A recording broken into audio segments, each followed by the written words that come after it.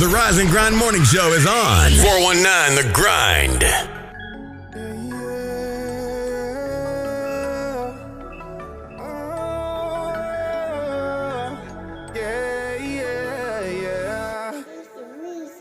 She got it bad and she wonders that if I'm gonna take it serious, it's like a heart attack. I gotta go, my heart's not attached. I let her go, but she keep running back, right back. She got it bad and she wonders that if I'm gonna take it serious, it's like a heart attack. I gotta go, my heart's not attached. I let her go, she keep running back, right back. Hate to see you leave, but I love to watch you go.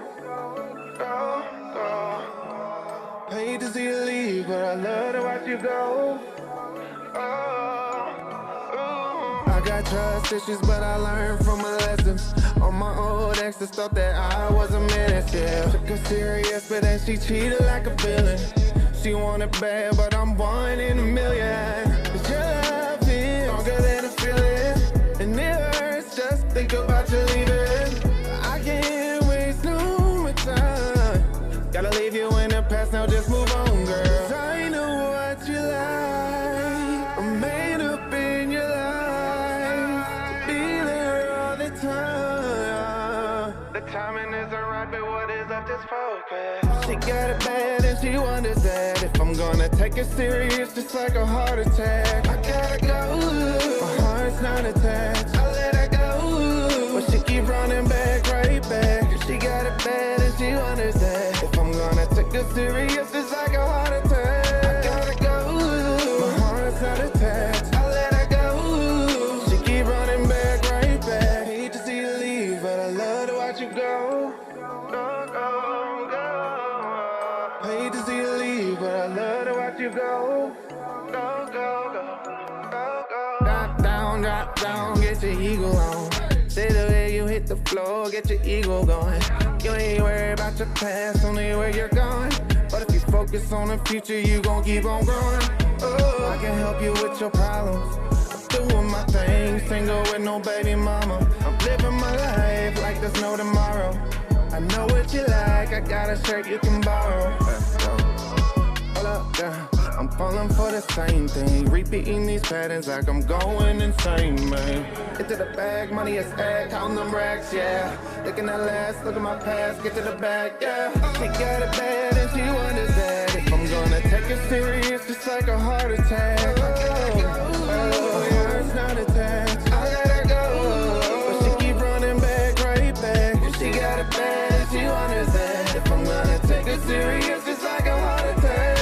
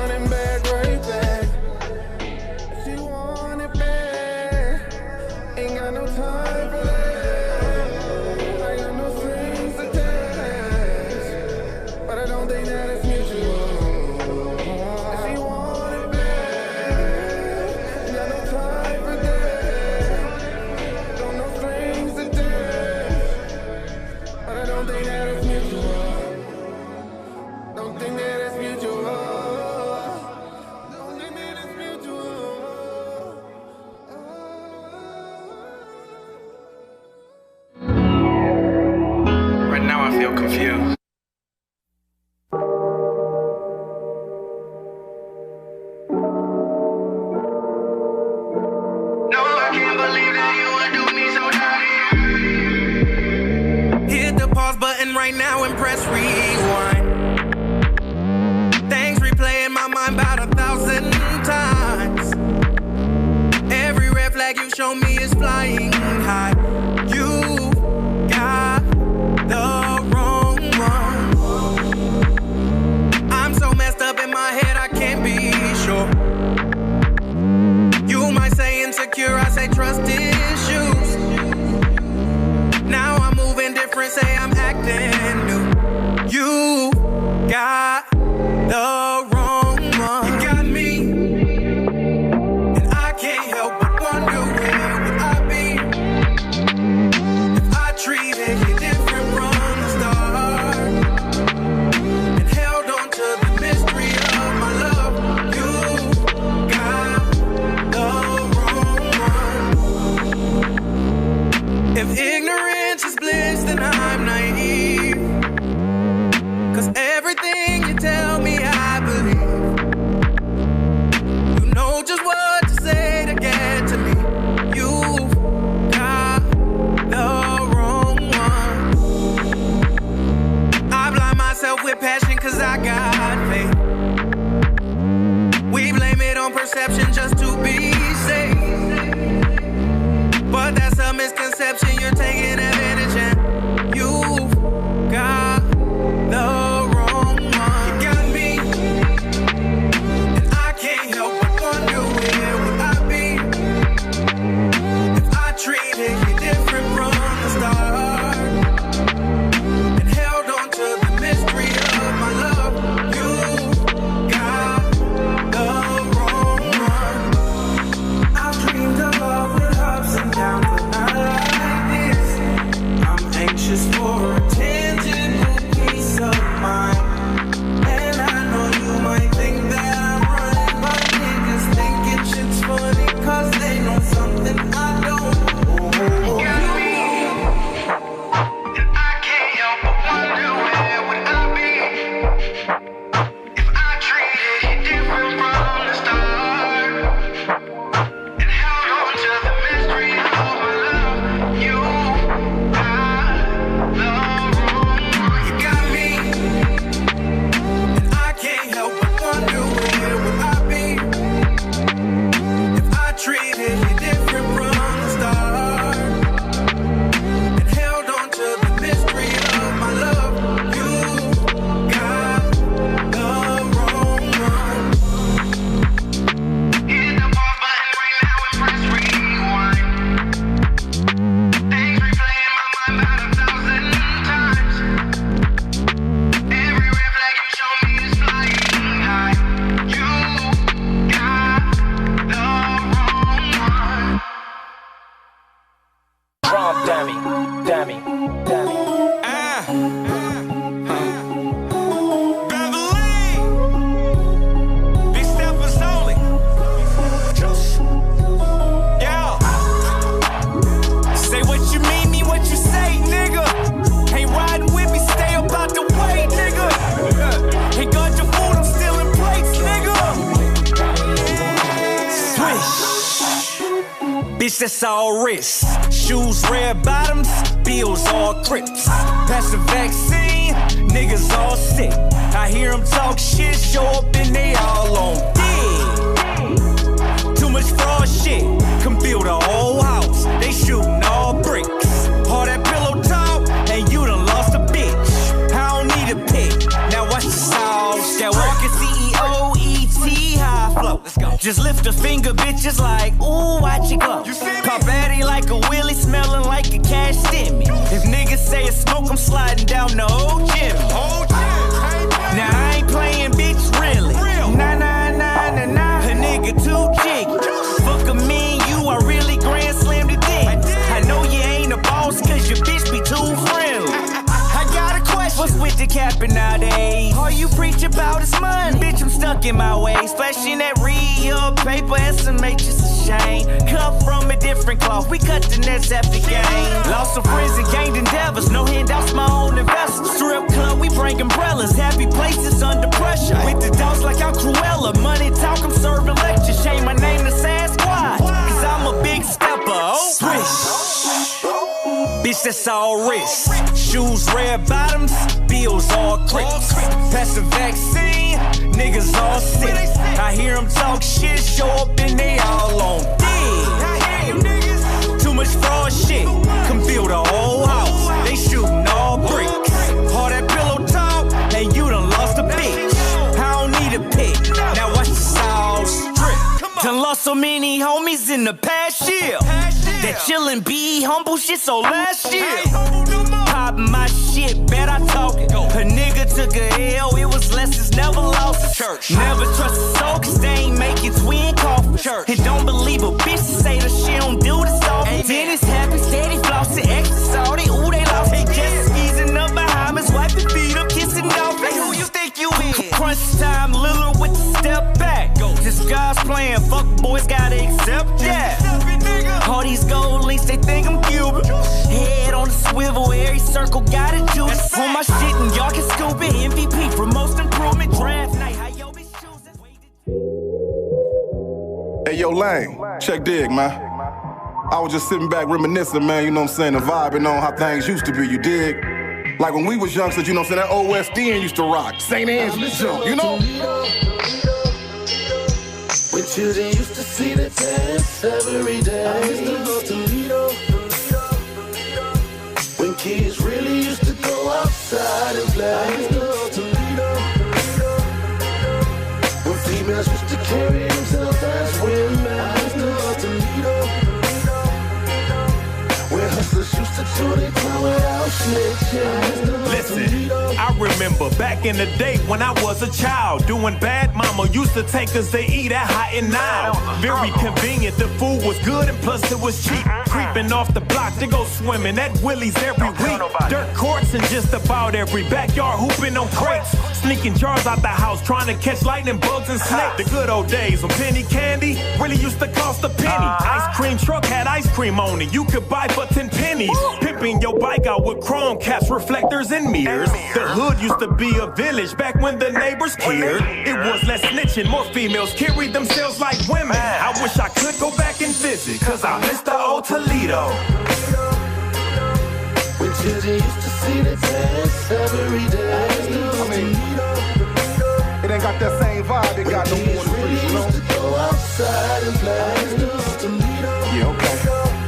I feel where you going, CJ. Females used to carry themselves as okay, women. man. It's your boy Bobcat, man. Just reminiscing, check this. Where hustlers used to do their time without snitching. I'm just reminiscing about the old days. And nah, I don't go far back as the OJs. Lane, look, I'm talking late 80s, early 90s. On Auburn up at Peach Rose is where you could find me. I was screaming crossroads for the love of the dough. 16 double O until the world blow. When Indo and Joint Mob had a lock on the South.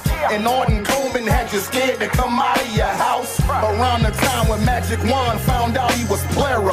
And Ray Stone was so fly, yeah, that was the era. Philly and Philly and all was reppin' for Out Hill. That Scott and Libby gang could damn near get a nigga killed. When Northtown was bumpin', Southwick was slumpin'. Follow the light, lightning rod had every club jumpin'. I give her arm, a leg, 2 shoulders, and a tooth. To see Toledo how it was in my youth. Man, I miss the old Toledo. When children used to see the dance every day. When kids really used to go outside and play. When females used to carry themselves as women. Where hustlers used to do their time without snitching. Wake up, Toledo. Wake your ass up. Wake up. You're listening to the 419 Grinds Rise and Grind Morning Show. All right. Wake that ass up, it's Thankful Thursday. Friday Junior. Wake that ass up, it's Thankful Thursday. Friday Junior. Wake that ass up, it's Thankful Thursday. Friday Junior. Hey. We might get in the studio with I know, that. you seen it? Y'all just making up songs? Yeah, we need a jingle for every day of the week. It's a spirit. It's a spirit in here. Do I need to record some? Spirit of what? Creativity. Okay. Bobo Shanda. Been touched by the creativity. You know when we touch that sign. When I touch this sign. When I touch that sign. For those of you who don't know, this is Andre sitting next to me. It's not a new person. He just put his glasses on today. Hey, that's how it be for us. Clark Kent, And look, Superman. I've been wearing glasses all week, and now I got the contacts Speaking of on. glasses, that was crazy. yesterday. See what you think. Look, and that's how mine's be. Thick Oh, you ready today? You got them on for a reason. And then it'd be a glare. I'd be mad as hell. And then you can see how thick they are. You ain't by yourself. The way that my bank account was set up, I couldn't really get the glare protection. Hey, I felt felt shatter protection and glare. I was like, let me just get the basic. But they get you too. They were like, ooh, you can get away without having no glare and it won't look as thick. I'm like, add that too. 200 extra. Never mind. Take it off. Now, do your lenses transition in the sunlight? No, they do not. Oh, I hate those. No. You hate those? I love those when I wear Well, I glasses. feel like those is like 40 and up. I still got time. No. Yeah. I had those when I was like 25 because I was a driver for Medcorp. Well, then that's right. Yeah, makes sense. I just think my mom shit was so sweet when her to the tip. Yeah, she come outside. Like, Mom, I think that's why I got mine like that. Because I saw your mother. Maybe because we're a girly girl, and so our different type of shades do different things, and bedazzle, our glasses don't do that. They don't give us that option. So I do be mad when it be sunny out and I got my glasses. I be trying to put my shades over. Do you? You need transitions. No, because no, I'm saying get the transitions just for driving, or get the Dwayne Waves. You know, remember Dwayne Wayne? A different world. Oh yeah. The flip up one. Am I showing my age? Oh, okay. No, because we from the same age. Yeah, no, how old are you? I was 34. Okay, well, I'm not there yet, but I'm close to it. I'm trying to hold on to this 31 like this. 30. What I would do to be 34 again? Embrace. Hold on to this 31. Them little 6 years mean a whole little lot. Almost 10 years for me. You see me holding on? I don't want to be 32. Yeah, we all wanted to be grown at one point. Now we like, right. I swear. Get a few years back. I try and tell my kids that all the time. Yeah, that's crazy. It ain't cracked up to what it act like. You better enjoy mama paying these bills, huh? Listen, because you on your own. You do not. I don't know if these kids think when you turn 18 you come with a care package, like you just get a car and apartment. Like I know, right? That's not how that works. Okay, wait till I get and my 18 parents to move didn't out. give me that. So just imagine if you don't got nobody to give it to you. Right. It's an extra grind early. Wait to be grown. Sleep on my friend's couch. I'm gonna tell her something, huh? Right, yeah. Then you be like, damn, I'm gonna go Watch. back home to my bed and warm cooked meal. Think you hurt your mama feelings? She like, shit, you'll be back. Jesse, how was my track meet yesterday? I didn't go. Oh. I had to work. I forgot. Shannon had a show last night, so I didn't make it. So you could have went down to HOTBOX. I know, right? We went down there for the first time. Shout out to our girl Keitha. HOTBOX. You like it down there? Yeah. It's crazy. I was sitting at the bar. It did bring back so many memories. Like, dang. When I was down there for a lot, I see so many people get knocked out in this building. I'm sorry. I see some people hit the blueprint floor. Like, oh. Yeah, but Shannon had a good show last night with Nate Hicks. Great show. It did for that first part that I tuned in. I'm like, this live? Okay, look at Shannon did. Different kind of vibe. Shannon always trying to bring something new. Make me step my game up. Uh-oh. You need. But you know what needs to step up? The weather. The temperature shit. It's currently right. You see how we both. I was listening to Cold Summer on the way here. Like bird. It'll be a cold summer. It's currently 46 degrees. It is saying we're going to get a high of 66.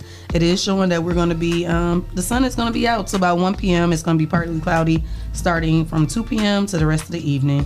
So we're going to see what that 66 hit like. If the wind ain't cold, it can be cool. It's going to be 66 today? Yeah, that's what it's saying. Sunny? It's going to be sunny? Yeah, until 2 o'clock. Then it'll be partly cloudy. And then tomorrow it's saying it's going to be 68 and sunny all day long. So hopefully we can get some nice weather. Yes. On Friday, huh? On Friday.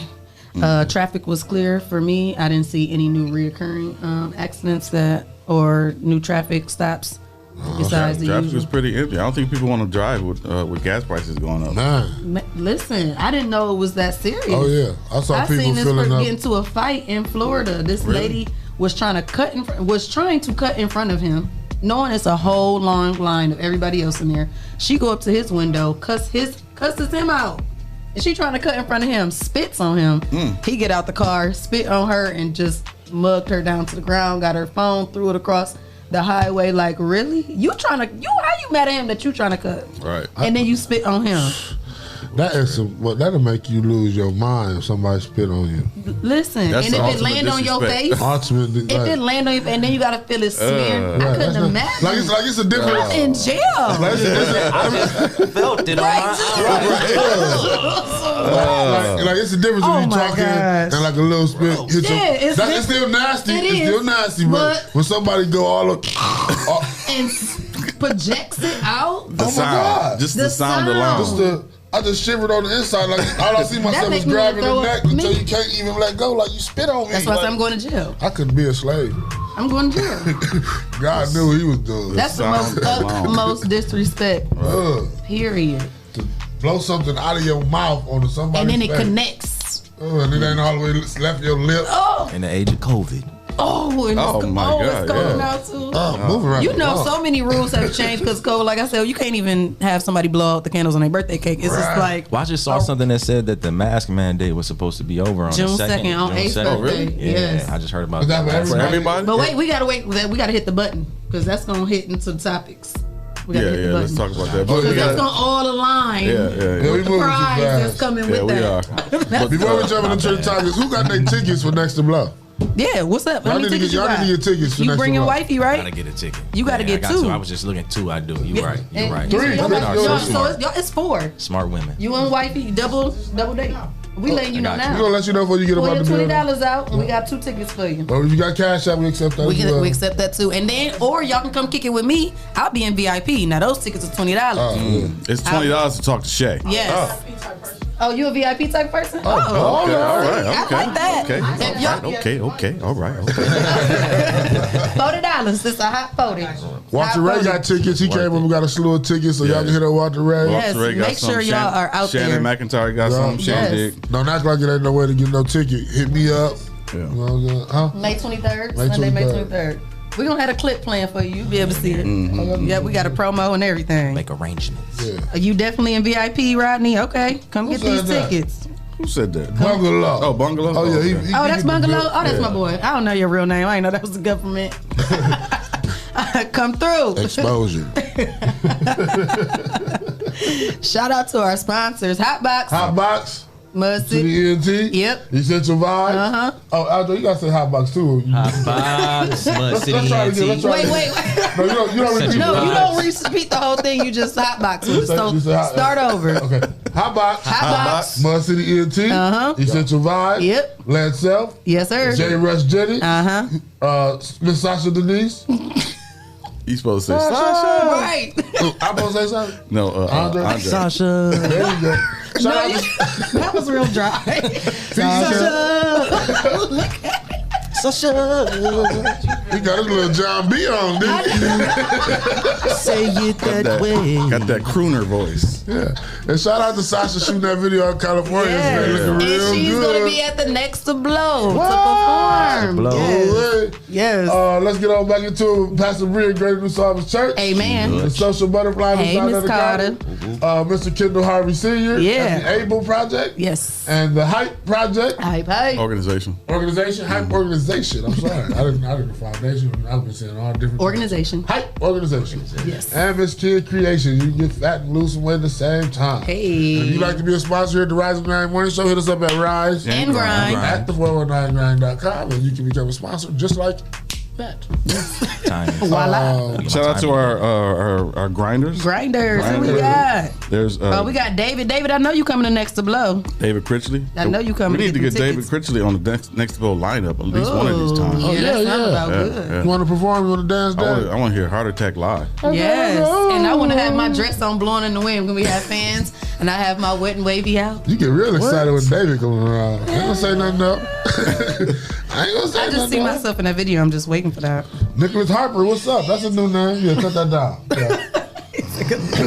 Myron, we always You ain't funny. gotta What are you close the talking whole about? phone. Especially He He it's said Friday Junior. extra funny this morning. It's Friday Junior. We always clown on Thursdays and Fridays. I love Thursdays. For some I got a reason. little Thankful Pepsi in my Thursdays. cup. Thanks for Thursdays. Listen to What that. is that? Ooh. Pepsi.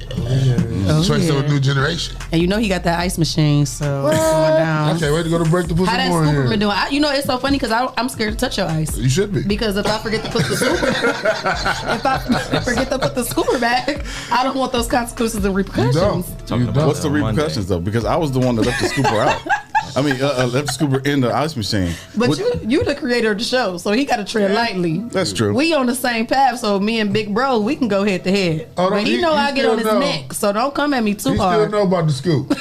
You laid the law down. It's a position for the scoop right next to the ice machine. It wasn't one before though. It wasn't. You created that after I left it in the. That ice was the machine. consequence of you doing it. Because I treaded lightly. I You put the set, cup you there. set the example. Right. He made an example out of you. Put some structure in place. Yeah. Yeah. Structure. Hey, if you put it down early, they'll That's catch fine. on. Yeah, 'Cause they it's- catch on. And you want to know what's so funny? And I couldn't believe that Ace did this. I was yelling at Cheyenne yesterday, right? Right.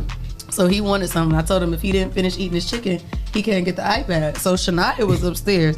So he goes and tell her, this is my 4-year-old. He goes and tell the 12-year-old, go down there and get the iPad. And she was like, did you finish your plate?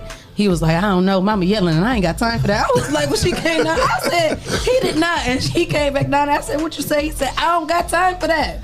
I said, boy, at 4 years old, he already listening. He ain't trying to hear that. Wow. Ace don't like chicken? He was acting funny. He always want, see now the early stage, the certain seasoning, he want to act like it's hot. So he need a drink of water after every time he bite. Boy, that's good seasoning. This ain't that nasty bland stuff you eat at school. People don't act funny with my chicken.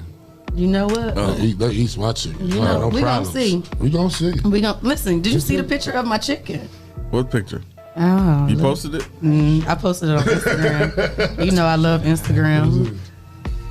Let me see. And Ace didn't want that? No, I made him flavorful. plain. Because this was kind of hot. That looks flavorful. Lemon pepper, garlic parm. Ooh. I'm gonna make y'all some. It look like it's bursting. Is that a dry rub? But look, don't be trying to figure out. I'm not. Put it on the screen. Can I air I ain't using no dry rub. I ain't got dry rub now. See, he just trying to see what my recipe is. I'm using a marinade. How about that? Dry rub versus I use a lot. marinade. World star. Oh wait, you want it? I sent it to you. You sent it to my phone? Yeah. My airdrop didn't pop up. Everybody told it we might have to just do like a little wings. No, we are doing it. Dead serious. I'm gonna set the bar. They want some of the wings in it. Listen, Dominique Johnson, I'm ready for wings. Look at them, y'all. Lemon pepper, garlic parm. You enjoy cooking? You cook regularly? What you say? My man over there. Like you ain't bring the rest? Sometimes I do get into the mood where I like the music playing and stuff, and I like to cook, and then sometimes I go on the weekend and I cook it all. My 12-year-old. Let me tell you, the music is the chicken bubbling in that drinking grease. my wine. You know, and that was oven. That was oven. I didn't fry that. Oh, that was oven only. That was oven? Oven only. Yes, I don't fry. Interesting. They say fried food make your hair fall out. Do it. I'm already. You see how long my hair is? Cause I don't want you to, but that is back camera. Yes, that was oven made, and then we went to reheat it, put it in the air fryer. Oh, okay. I'm gonna have y'all. Y'all gonna be in love. Y'all gonna be in love with the wings. We'll see. Clyde talking all kind of junk. I'm here for it. You ready for these trending topics? I'm ready. Let's go. Don't talk. Just listen. Shh.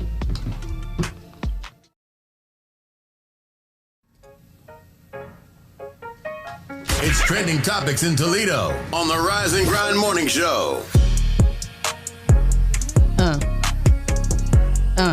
Y'all miss me with the bars? Y'all need a sample? Hey. Yo. To the beat, yo. Clyde said, chicken wings and fries. Guess what? We here at 9. Lemon pepper. Yeah, they taste real zingy. Guess what? I'm about to be real blingy. Once that PP hit my bank account, guess what? I don't even know if I'm gonna get the full amount, but I'm gonna try to apply. The feds coming to your house.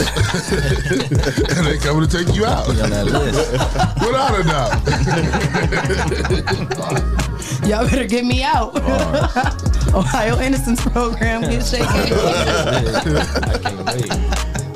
I don't think you'll be innocent at that point. Yeah, I don't think you're gonna get on. Yeah. Dang, I told on myself they're gonna go back on. Well, there's evidence on the Rise and Grind Morning Show on the I day said I wanted to apply. I didn't say I did. Well, if anybody is willing to share their PPP, my Cash App is $.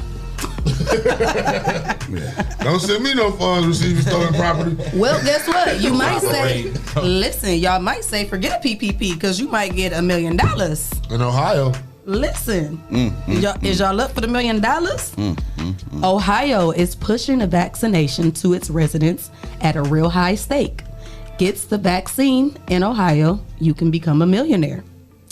Ohio Governor Mike DeWine announced that the entry at $1 million lottery will be an incentive if you get vaccinated in this state.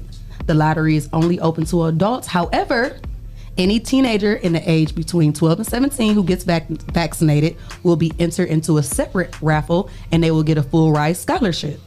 DeWine, a Republican, said only people who have gotten the vaccine will be eligible to win $1 million bag, which will be paid by federal coronavirus funds.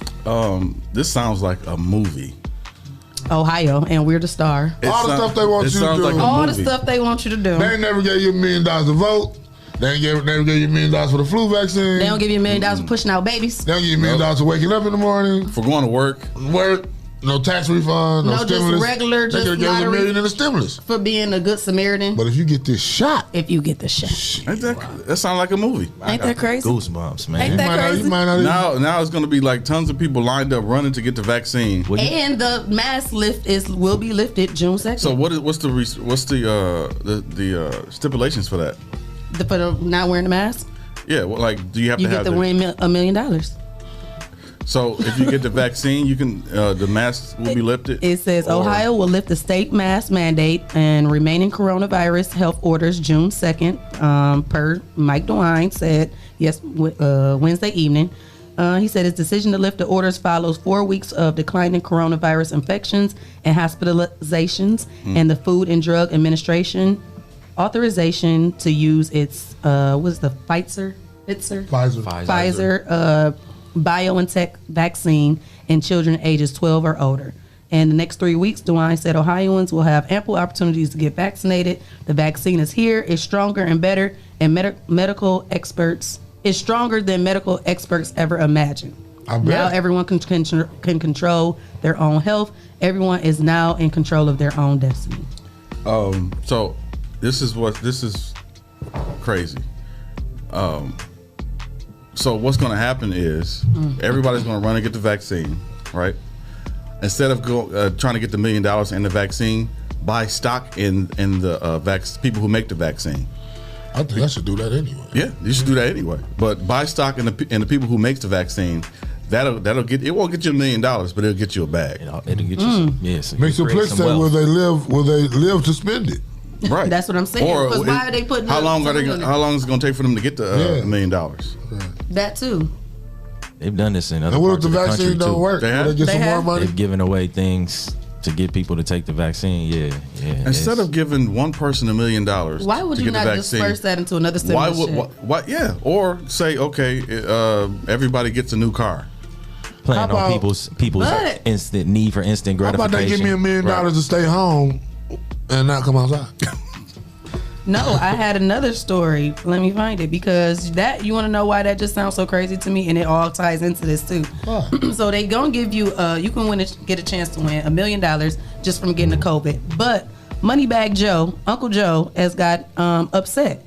The president has demanded that anybody that is on unemployment, and if they are offered a job, they must take it or they lose their benefits. Well, shit, they ain't gave me mine. I'm still waiting. Can I get what's owed to me? But I'm just saying, ain't that crazy? $1 million for if you just get a vaccine, but now it's like you got to take any job, even if you don't want to. How would you even know, for one? And two, how can you say we just got to take any job and we got to lose our benefits? Right. So you just if you get the shot and win $1 million, I guess you don't have to worry about no unemployment.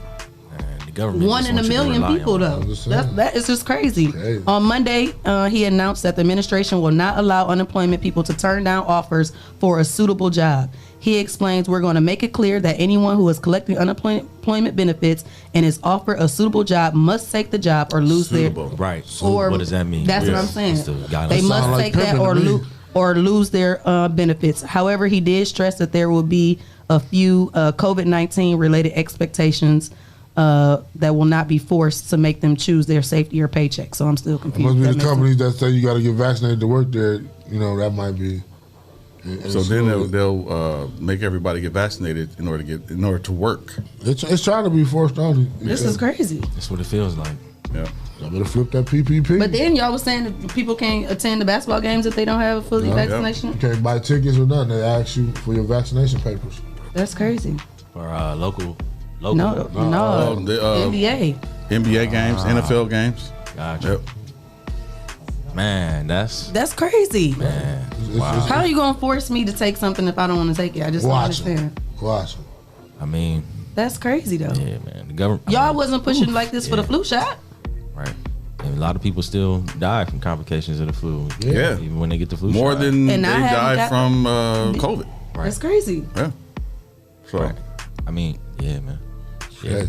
Well, in other news, let's talk about that. R&B singer Tank is going deaf in his right ear. Yeah, I heard about that. I don't know if anybody else heard about it. But no, I haven't heard that. Yeah, I heard about it yesterday. He revealed it yesterday. He uploaded a video and he announced that he's going deaf in one of his ears and suffering hearing loss in another ear. So we can't hear you. Oh, I'm sorry. I was I'm like, am I going out? Get your hearing together. Speaking he posted a video on Instagram saying that he's going deaf in one ear and he's suffering hearing loss in another. So listen, prayers out to him. Man. Wow, that's crazy. That's make a major effect on his career. Yeah. You can't hear, you can't sing. Right, he was a better producer than a singer, but he has some. But he produced. He probably about to get in the studio and just pump out so many songs like crazy. You don't have to get that money. Yeah. And keep it flowing. But then again, he can write too, so maybe he can write for people. Find a way to adjust. That's crazy. He says, despite the scary prognosis, he remains optimistic and still hasn't given me a reason to give up. It just makes me want to chase my goals to be great. So at least he's staying positive. Yeah, he definitely gonna need it. Yeah. Imagine. So that's what I got right there. That's sad. That is. I always liked Tank because he was one of those artists who never used auto-tune or anything like that. He was a pure singer. Yeah. And the songs that that was hot that he dropped that was real. Almost took you to church. Yeah, and he was like he was a man's man when he sung. He didn't, He said church. Except when he was bedroom church. No. Oh well, yeah. Did he sing gospel songs? No, that's an expression. Like he brought the emotion out. She was like, that is not what I was thinking. Listening to Tank. I was not thinking about Jesus. He brought some babies to the altar. Okay. I did not want to praise the Lord. All I'm hearing right now is who gonna make sweet love. You had that little run in there. Clyde hating. No, I just saw how tight your face got. You need to get in the studio, I Shae. need to get in the studio. You seen I follow my. You was into it. Okay. Go right around the whip. Ghost ride the whip around the corner. All right. I just saw an article about ghost kitchens. How you were talking about the chicken. I had to open you up a ghost kitchen. Oh, 419. What is that? What's a ghost kitchen? Basically, they use a previous location, something that's already established, and they'll sell their and food it's a out of that Rising area. Grind Cafe. I know. I inboxed them already about those collaborations. Yeah. And my chicken wings. We are working diligently.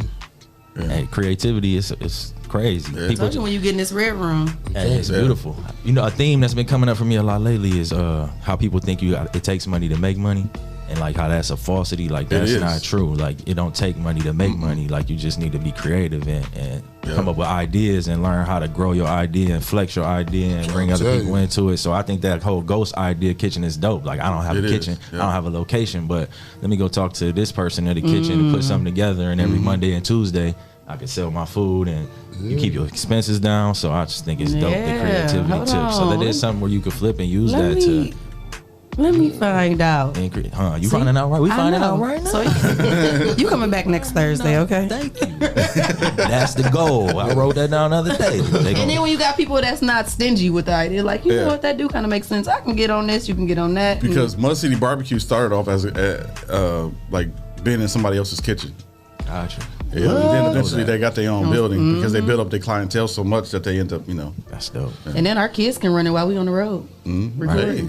But if you can garner enough attention and, like you said, garner a big enough audience or following, then you can go to somebody who already has money and be like, yo, look at my idea. And look at how it's been working. 90 days, I've been, this is my revenue, this is my sales, this is my profit. And somebody will give you the money because it's a mutual interest. Yeah. And people, and that one thing I'm learning, like especially with y'all, like with Jesse, Clyde, Shae, asking to come back when I met you the first time, and I sent the message later that day, like, I'm grateful to meet you, grateful for the opportunity. Like stuff like that goes a long way. That's why I'm here right now, because I sent the message. Right. I was like, you know what? Just come in on Monday. I'll be there, sir. Yes. And he was here, Johnny on the spot. And I've been watching Queen of South, so she's been making some good moves. So I feel like I just started that series. And it's so crazy. Ago. I tried getting into it years and years ago. It only got good at the end of season 2, like literally. Really? That's on Netflix, the first episode was it for me. Really? It was slow to me.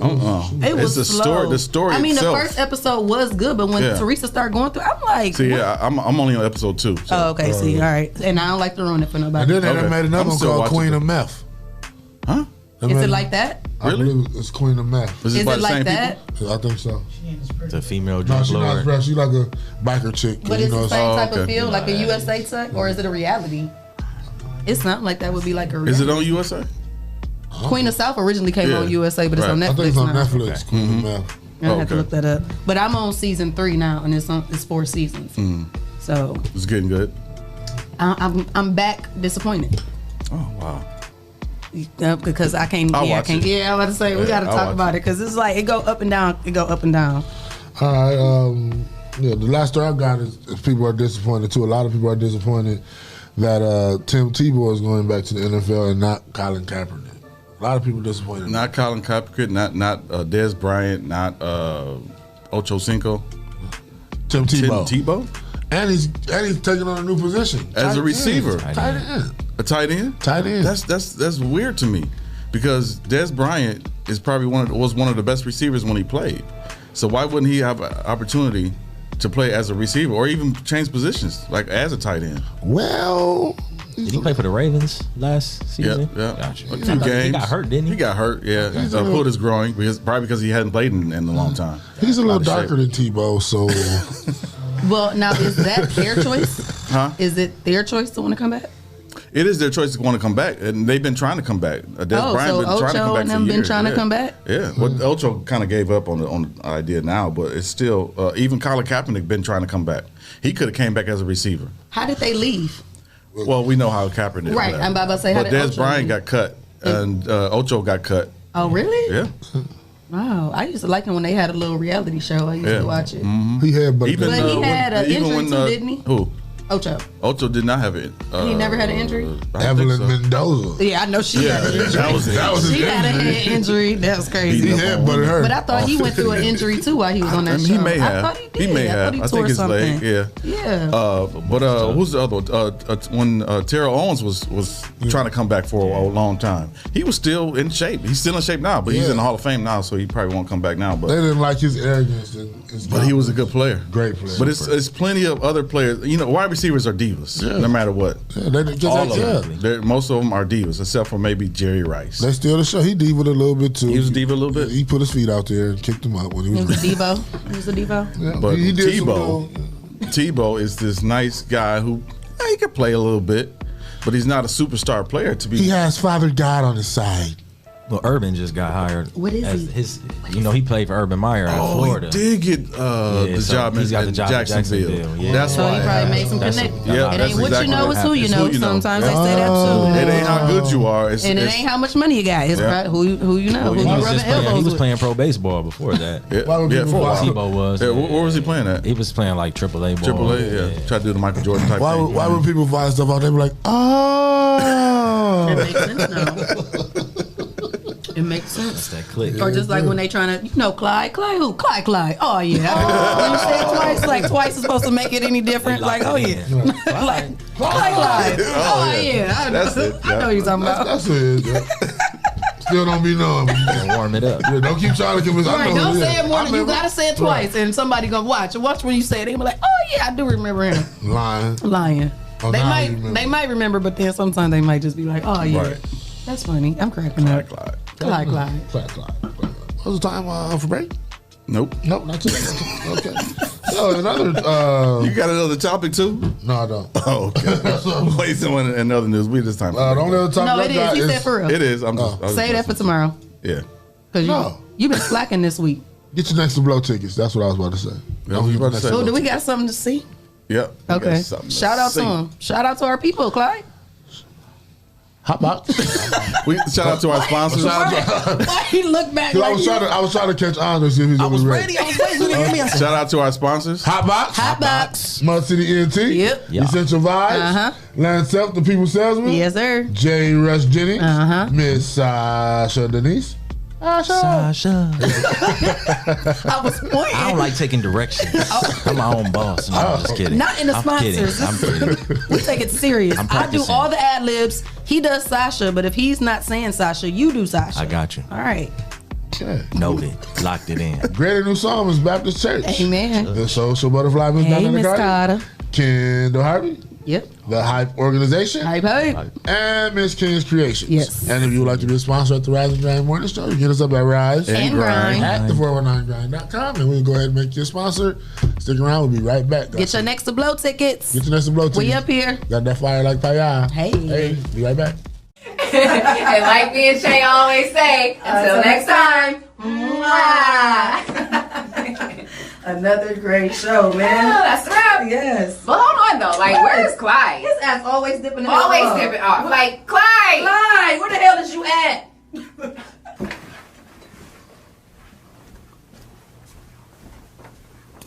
Next to Blow. It's driving me crazy. I don't know. Anitra, Sasha.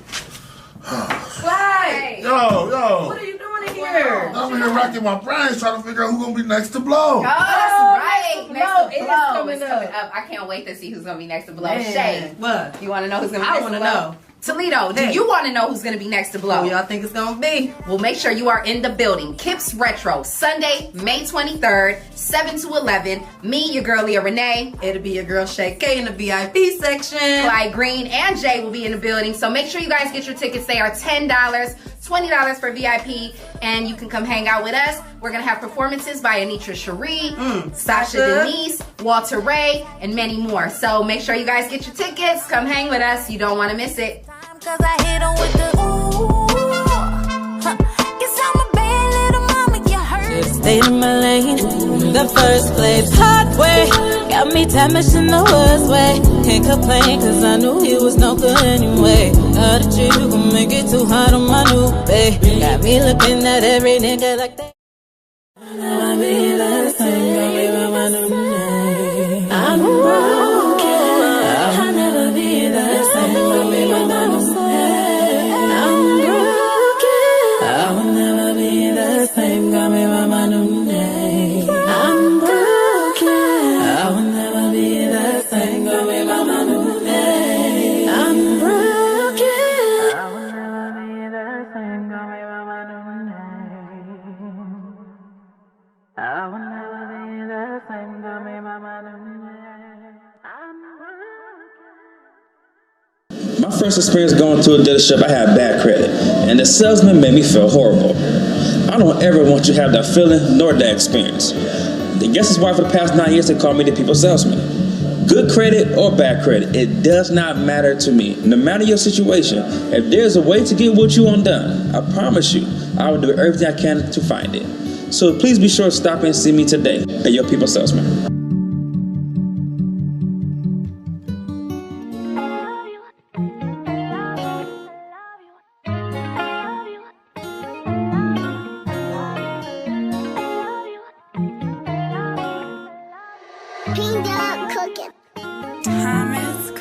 It's the vibe for me. It's your vibe for me.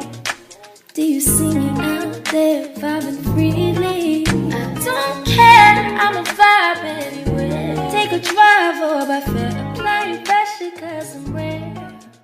It's the vibe for me.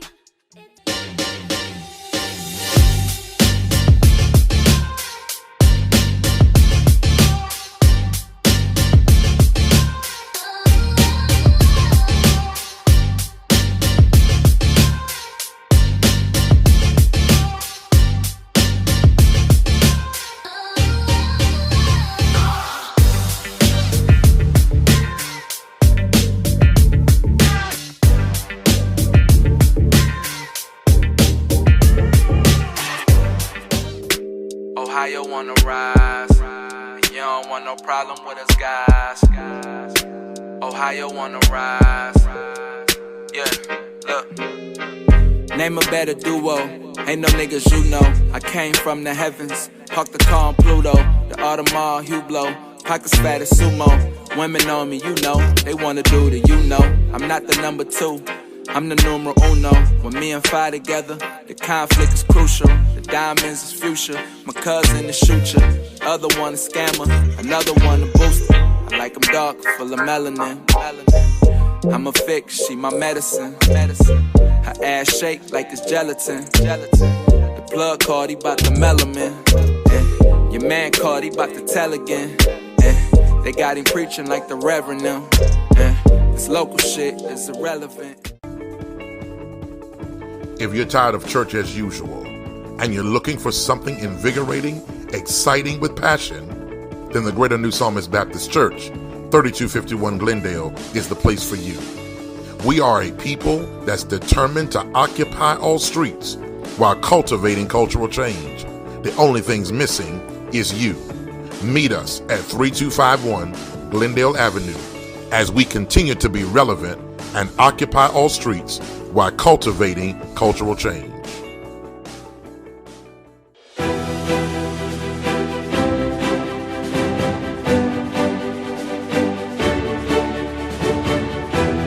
Hello, my name is Sean Mahone Sr., Founder and Executive Director of Young Men and Women for Change Behavior Modification Bootcamp Program.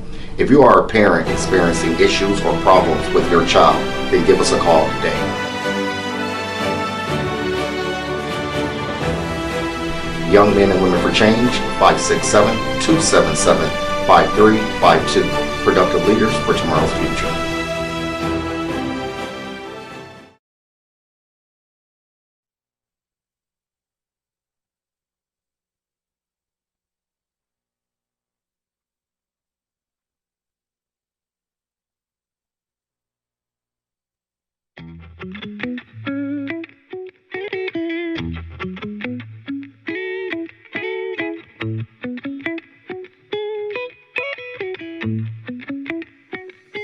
It's better to love yourself, not BSing, and pride yourself of life lessons. Life lessons is confidence when you stand on it, cause your mama gave you all the assets you was born with. Watch your skin glow when you tell her no, and watch your soul glow when you tell a man no. Recognize the difference, it is no coincidence. Before you step on the scene, don't forget to apply your cocoa butter, shake buttercream, keep up all that melody, cocoa oil shit, don't show off that melody. Just so glow, watch your soul glow, watch your soul.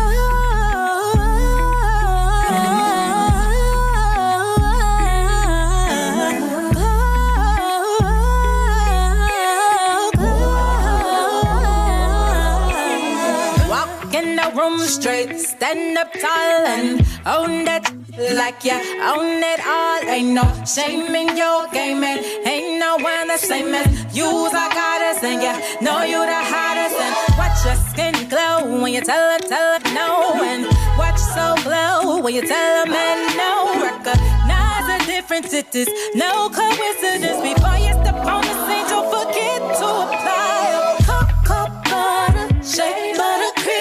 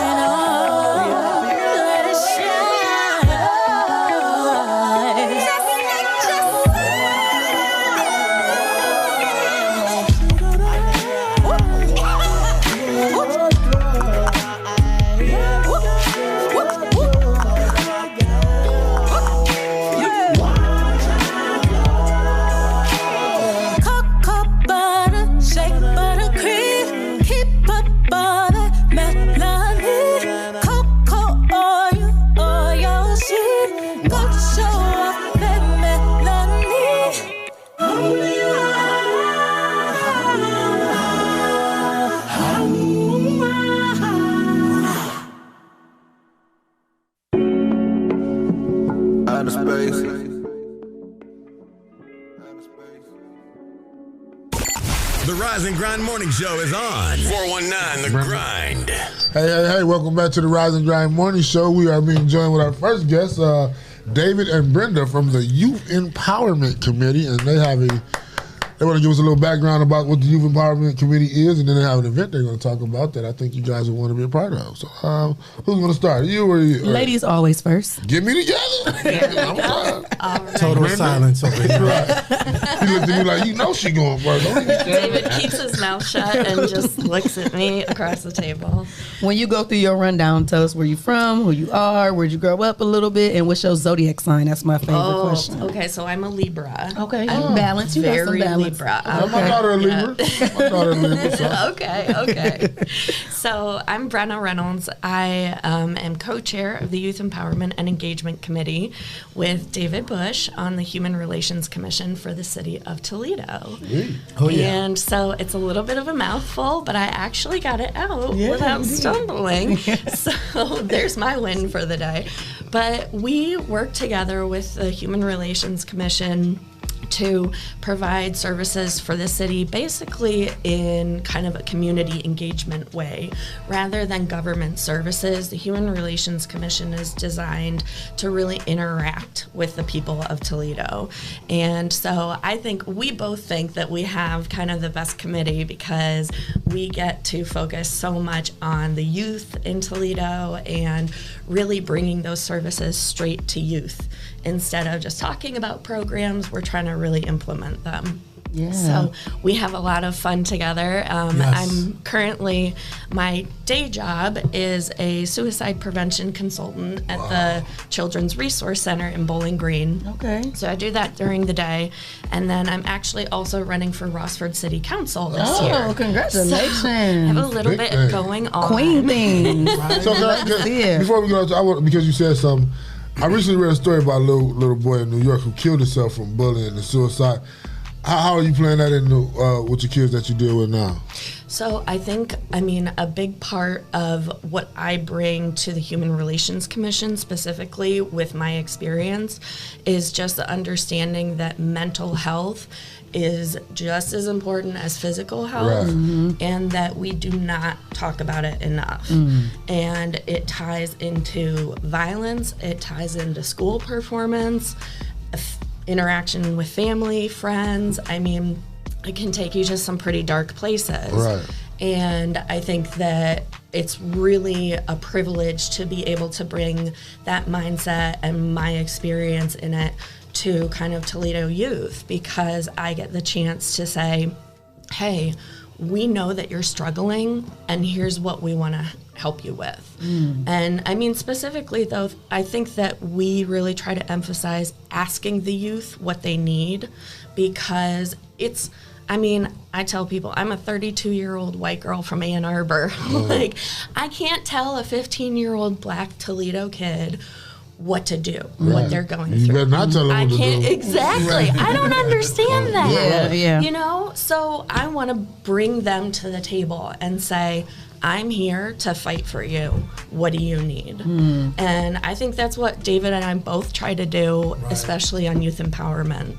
I think that's real important too, because just like we had the hype in here, and they work with the youth as well too, and they said one of the biggest disconnects they felt like, when kids are acting out in school is because people are trying to tell them what to do instead of asking them what's the problem and what they need. Yep. So I think that is, very important for the kids to get something like that. And I think that, thankful that you took on that type of responsibility, because that is something that we didn't really talk about. Even I'm 31, so even growing up, it was just something that you kept on the hush.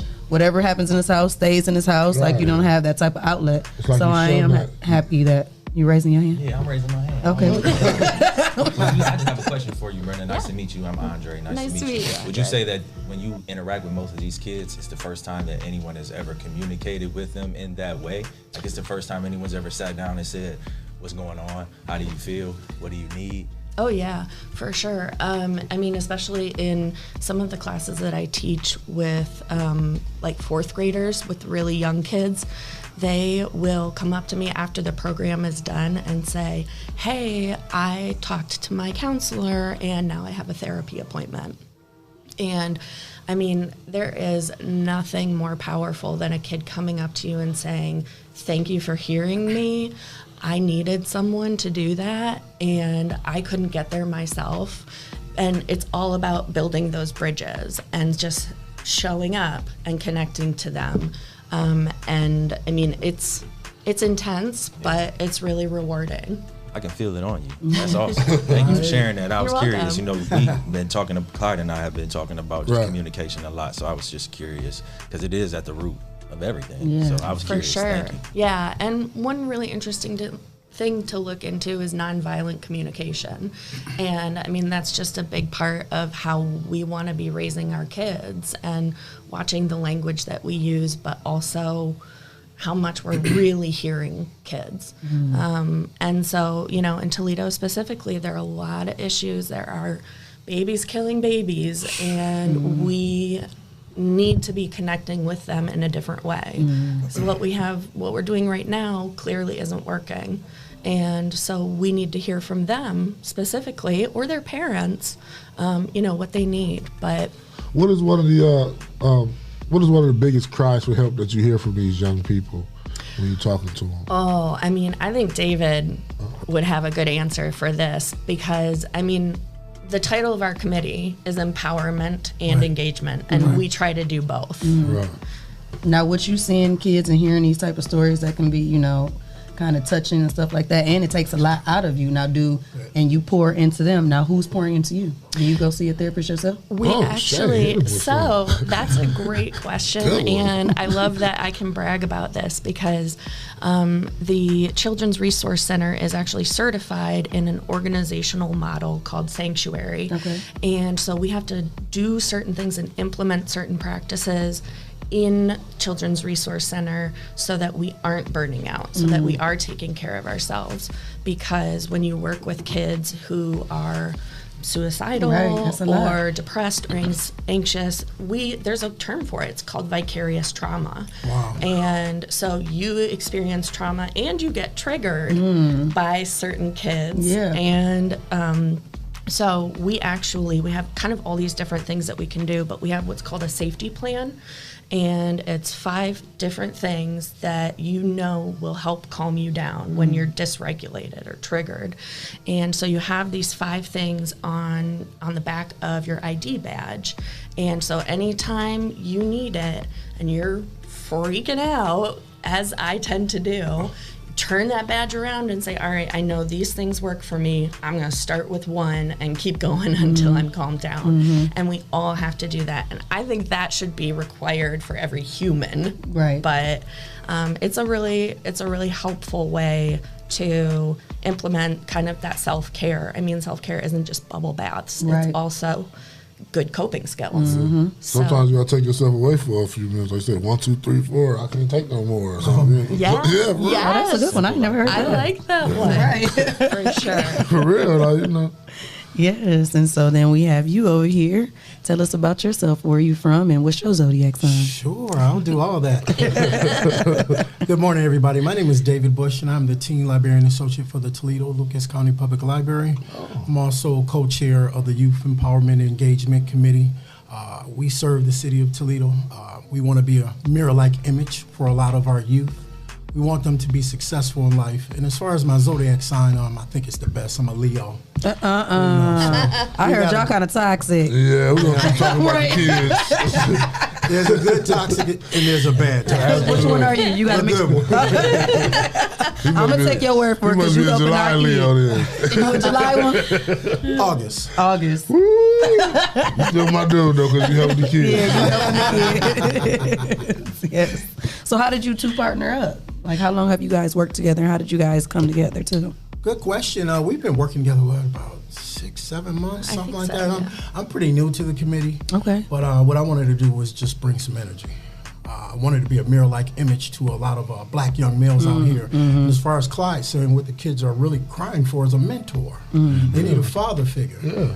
So I want to be that mirror-like image for them to see somebody of color who's successful and you can do it correctly and still do what you want to do in life. So we want to add to and not subtract from. So you want to do, something so powerful, but what are the challenges you feel like are coming in between trying to stop you? Because anything great, the devil's going to try and come in and stop you. What are your biggest challenges you feel like in trying to help the community and these young men? Sure. Some of the biggest challenges is being able to get parents involved. So that's my specialty. I just don't work with the youth, but I work with families. I said I need somebody to help encourage you when I'm not around. So we want to be able to call them to the table and say, this is my expectation of you. I want you to be so high up on your toes that you can't reach the sky, because that's my expectations for you. We want our kids to be great. And I have a motto: we don't do good, we do great. Good things happen every day, but great things don't. Don't you want to be great? Right. And young men and young ladies, they take that challenge upon them. It's personal. Yeah, it does become personal. Yes. Especially with the young men. Me and a neighbor of mine was talking, because we're both in our kids' lives. But we were talking about how his son was saying that he gets slack from his friends because he has a father in his life. Like, that's a you think you too good? No, not think you too good, but like, you got your dad, so it's different for you. You know what I'm saying?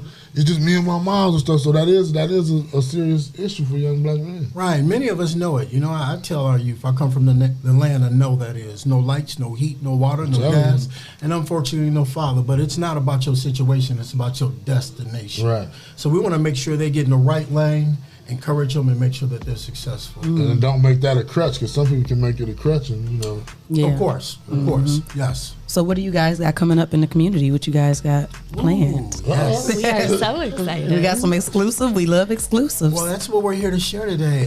Coming up this month, May 23rd, Sunday, May 23rd, 2 to 5 p.m. We'll be at Audible Park in the Shelter House, and we're going to have a citywide summer youth job fair event. Oh, wow. Wow, that's major. So Congrats. we just don't want to talk about jobs. We want to be able to give a kid a job.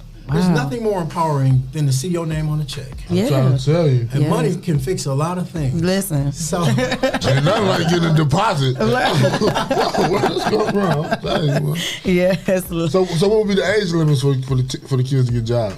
I would think like 15, 16 and up. Okay. Although there are some organizations saying as young as 13 they'll be able to get kids something to do and get money in their pocket. Right. So we're going to have the Toledo Fire Department. We're going to have Huntington Bank. We're going to have a lot of different entities. Them jobs. Right. I'm trying to get them careers. We do good. We do great. Yes. And this is the first one you guys are putting on? Yes, it is. Wow, this is amazing. Yeah, we are really excited. I mean, it's not just jobs. It's a part of that empowerment, it's financial literacy lessons with Huntington. It's learning how to manage the money once that check gets put into your account, and then mental health resources. We're going to have a couple different places there, and it's just about a holistic look at kids. And I mean, we're asking everybody to volunteer, give us your time. Kids are struggling with all the things that they're being asked to do right now, and having a job that pays you back is really huge for them. That is major. Right. Yeah, and I'm glad you guys putting something like that together, because these youth need something like that. That give them something to look forward to get off the streets. Yeah. Sure. Work is a good way of making good use of your time. Yeah. And a lot of these kids, they don't have nothing to occupy their time. And I feel like, too, we really did miss those type of subjects in school. So I feel like if they do start bringing those, like you said, financial literacy in there, health and mental stuff, if we had those type of classes, I feel like the graduation rate will go up too. You know what I mean? Agreed. Dropouts we have because they ain't trying to be sitting there in pre-calculus. They feel like, I'm not going to need this. You know what I mean? And certain things, if they don't want to do that as a career, they don't need that. But we need our mental. We need our physical health. We need to know how to control financial money. Health. We need to know the importance. I didn't even know the importance of how much credit was. They was always taught you get a credit card, that's bad. So here I'm like, I don't want to get a credit card. Let me just save my money. Credit the devil. Yeah, and it's crazy. Like, we need to really break not just the generational curses of how our broken families are, but just how we think mentally, period, and how we cope and learn certain things, period, about what we're doing that are really important in life. You need to know about how to financially, take care of your money or get into stocks and stuff like that. Like, that stuff just sounds foreign to even adults. So we can get our kids learning that right now so we can break that. That's amazing. And kudos to you guys for doing stuff like that. We just need more of that togetherness. Well, we're going to put it out there. Like I said, we want to be the eyes and ears for our community. The mayor is doing some great things. But as far as with this summer job fair, we also want to teach those hard skills and those soft skills. You know, showing up on time. You have to be present. Yeah. Dressing correctly. Yes, sir, no, sir. Yeah. So all on those time is different being things. late. You need to be early. Yeah. I've always been big on that. Yes. Yes. And we're actually also going to have labor and union representation as well, so that they can expose some kids to apprenticeships, trades, that kind of thing, because school is not for everybody, and that's okay. We just want kids to be empowered to be the best version of themselves. Yes. Whatever that is, that's okay. But we want to provide the resources for those kids to tap into. Now, how do the kids find out about you? Through their school or?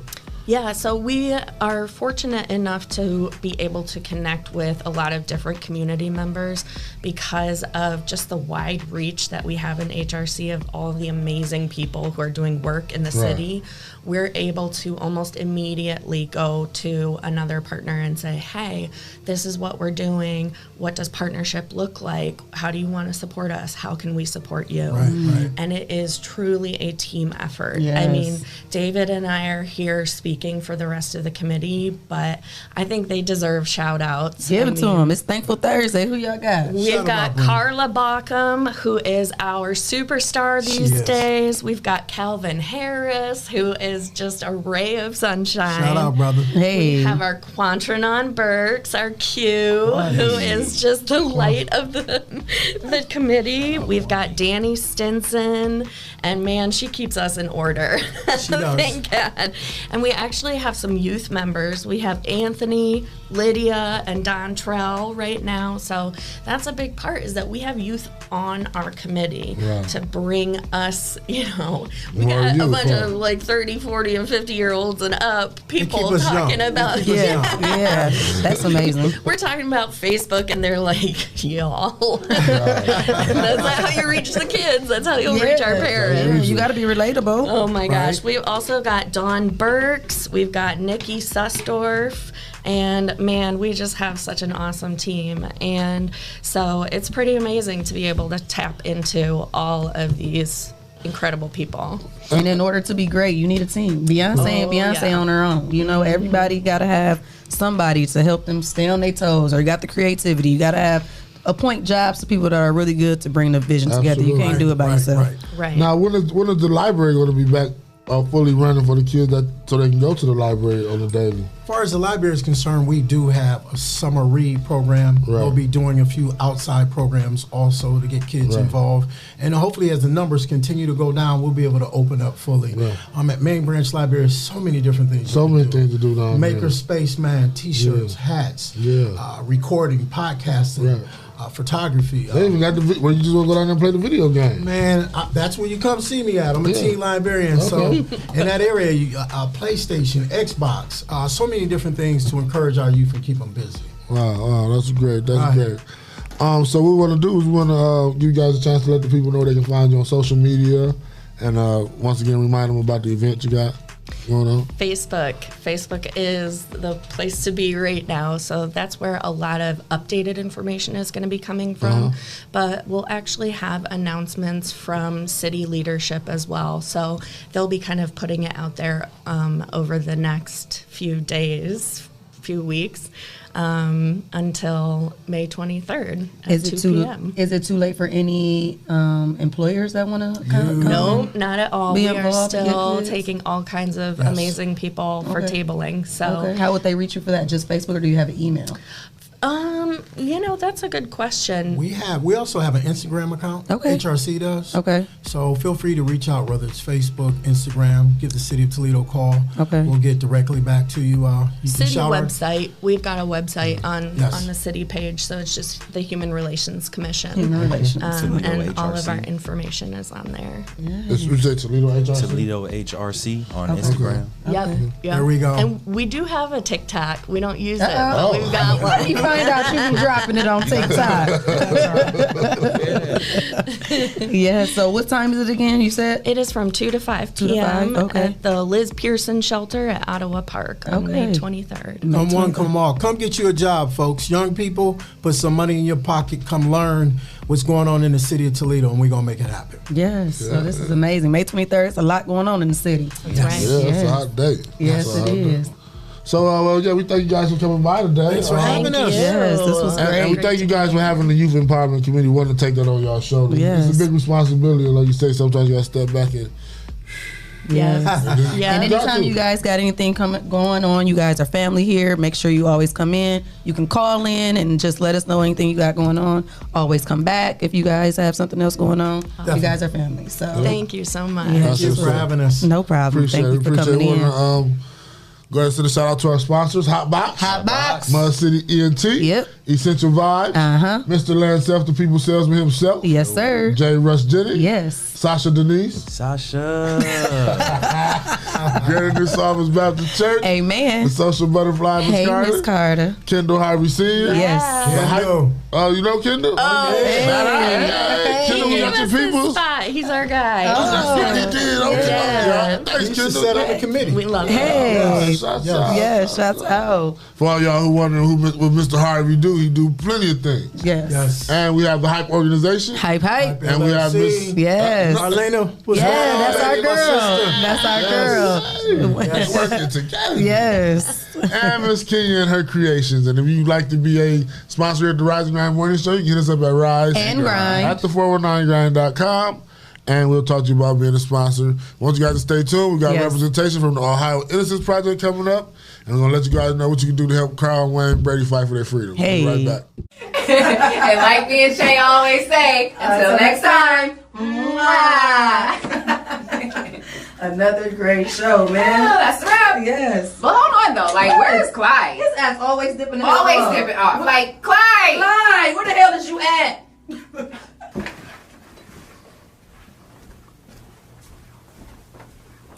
Next to Bo, was driving me crazy. I don't know. Anitra, Sasha.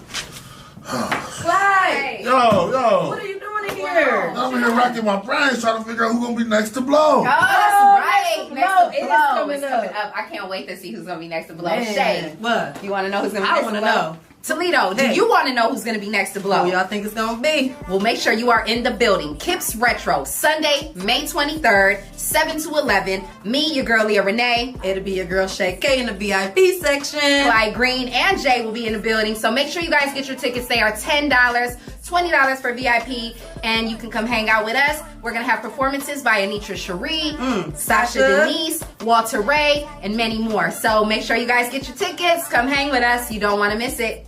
Cause I hit her with the ooh. Guess I'm a bad little mama, you heard. Stayed in my lane, the first place. Hard way, got me damaged in the worst way. Can't complain, cause I knew he was no good anyway. How did you gon' make it too hard on my new babe? Got me looking at every nigga like that.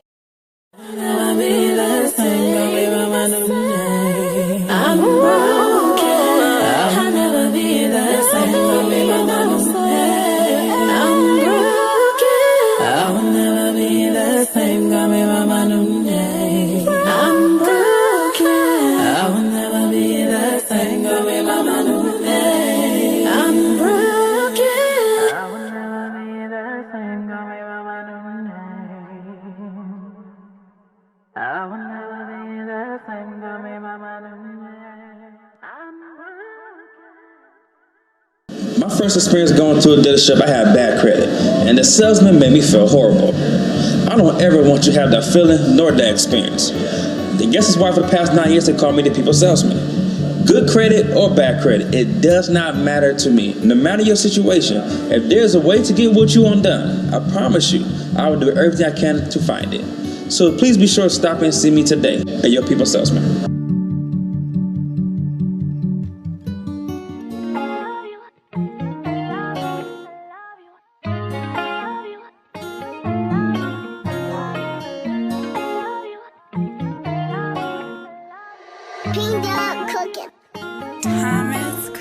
It's the vibe for me. It's your vibe for me. Do you see me out there vibing freely? I don't care, I'm a vibe anywhere. Take a drive or by fair, applying pressure cause I'm rare. It's the vibe for me.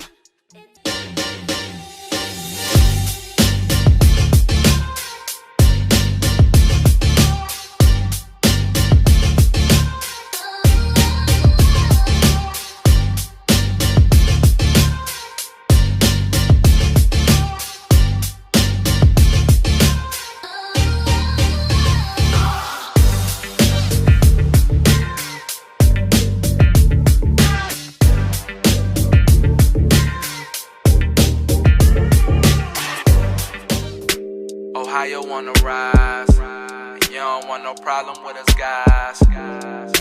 Ohio wanna rise, yeah, look.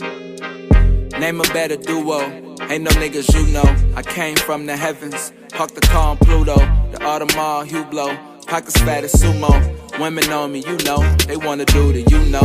I'm not the number 2, I'm the numero uno. When me and Fi together, the conflict is crucial. The diamonds is future. My cousin is shooter. The other one a scammer.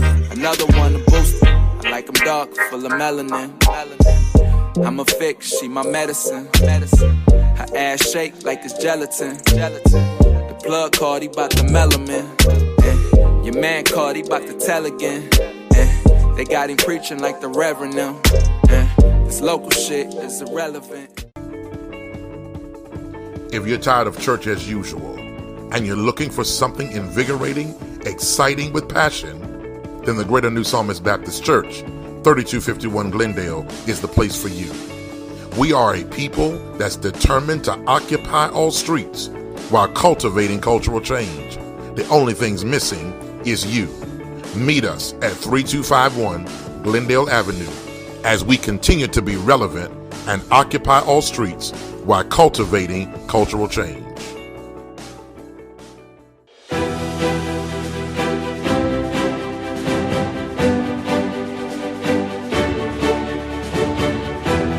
Hello, my name is Sean Mahone Sr., Founder and Executive Director of Young Men and Women for Change Behavior Modification Bootcamp Program. If you are a parent experiencing issues or problems with your child, then give us a call today.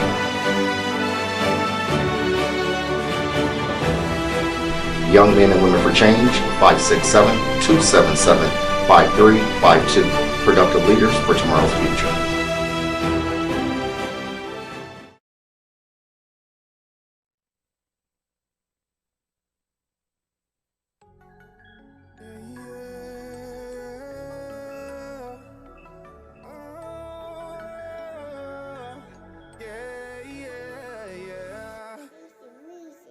She got it bad and she wonders that if I'm gonna take it serious, it's like a heart attack. I gotta go, my heart's not attached. I let her go, but she keep running back, right back. She got it bad and she wonders that if I'm gonna take it serious, it's like a heart attack. I gotta go, my heart's not attached. I let her go, she keep running back, right back. Hate to see you leave, but I love to watch you go.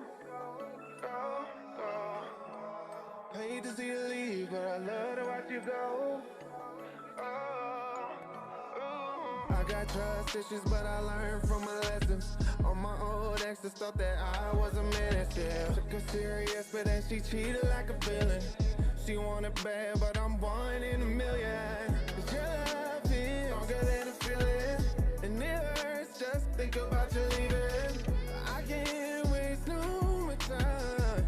Gotta leave you in the past, now just move on, girl. 'Cause I know what you like. I'm made up in your life to be there all the time. The timing isn't right, but what is up, just focus. She got it bad and she wonders that if I'm gonna take it serious, it's like a heart attack. I gotta go, my heart's not attached. I let her go, but she keep running back, right back. She got it bad and she wonders that if I'm gonna take it serious, it's like a heart attack. I gotta go, my heart's not attached. I let her go, she keep running back, right back. Hate to see you leave, but I love to watch you go. Hate to see you leave, but I love to watch you go. go, go, go, go, go, go. Drop down, get your ego on. Say the way you hit the floor, get your ego going. You ain't worried about your past, only where you're going. But if you focus on the future, you gon' keep on growing. Oh, I can help you with your problems. I'm doing my thing, single with no baby mama. I'm living my life like there's no tomorrow. I know what you like, I got a shirt you can borrow. Hold up, girl. I'm falling for the same thing, repeating these patterns like I'm going insane, man. Get to the bag, money is ag, counting them racks, yeah. Looking at last, look at my past, get to the bag, yeah. She got it bad and she wonders that if I'm gonna take it serious, it's like a heart attack. Oh, yeah, it's not a tax. I gotta go, but she keep running back, right back. She got it bad and she wonders that if I'm gonna take it serious, it's like a heart attack.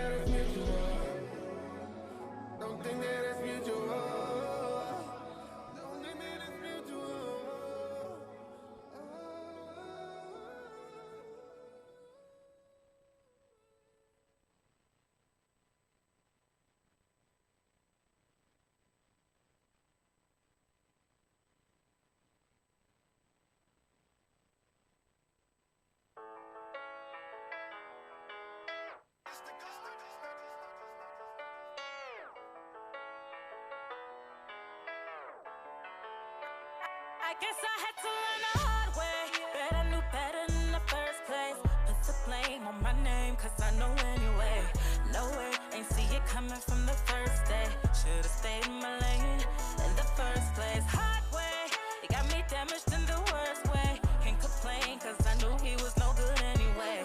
Gotta chill, won't make it too hard on my new bae. Got me looking at every nigga like they all the same. I'll never be the same, tell me my new name.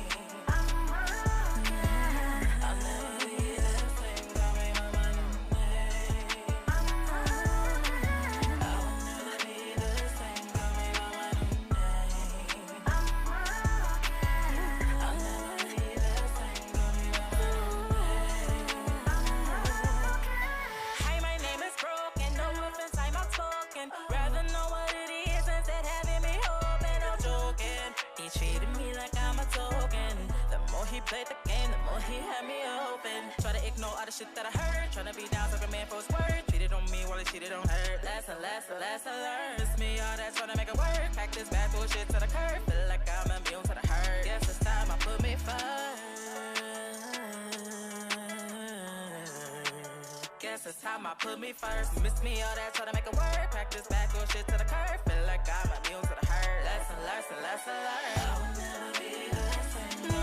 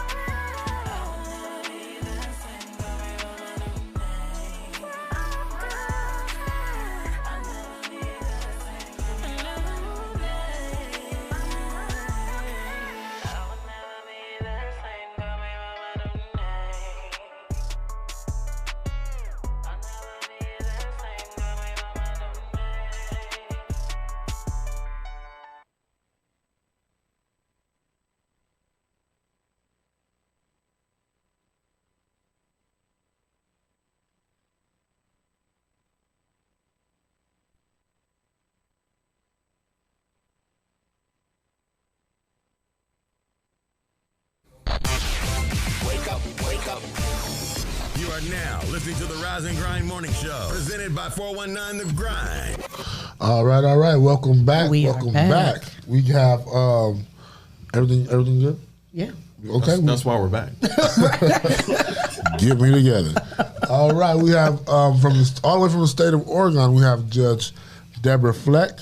And from WTOL 11, we have investigative reporter Brian Duggar on the Zoom line here. And we're going to get into this Carl and Wayne Brady case and see what's going on and get a little history about what's going on. And we're going to be able to tell you guys what you guys are going to be able to do to help fight for these guys to get a new trial.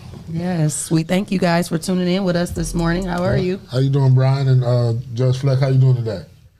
Boris, good morning. Doing just fine. Good morning. Glad you guys taking time out of your day to join us with this, even giving us the opportunity to be a part of it. Before we do get into it, we want to offer our condolences to the family of Maurice Purify, and we do hope that the case does get solved in the proper way. But what we have here from the evidence that we've all reviewed and the countless hours that Brian Duggar has put in with this case, and even the research that Judge Fleck has did with the case, we all are in agreement that a new trial should be warranted. Am I correct? You're very correct.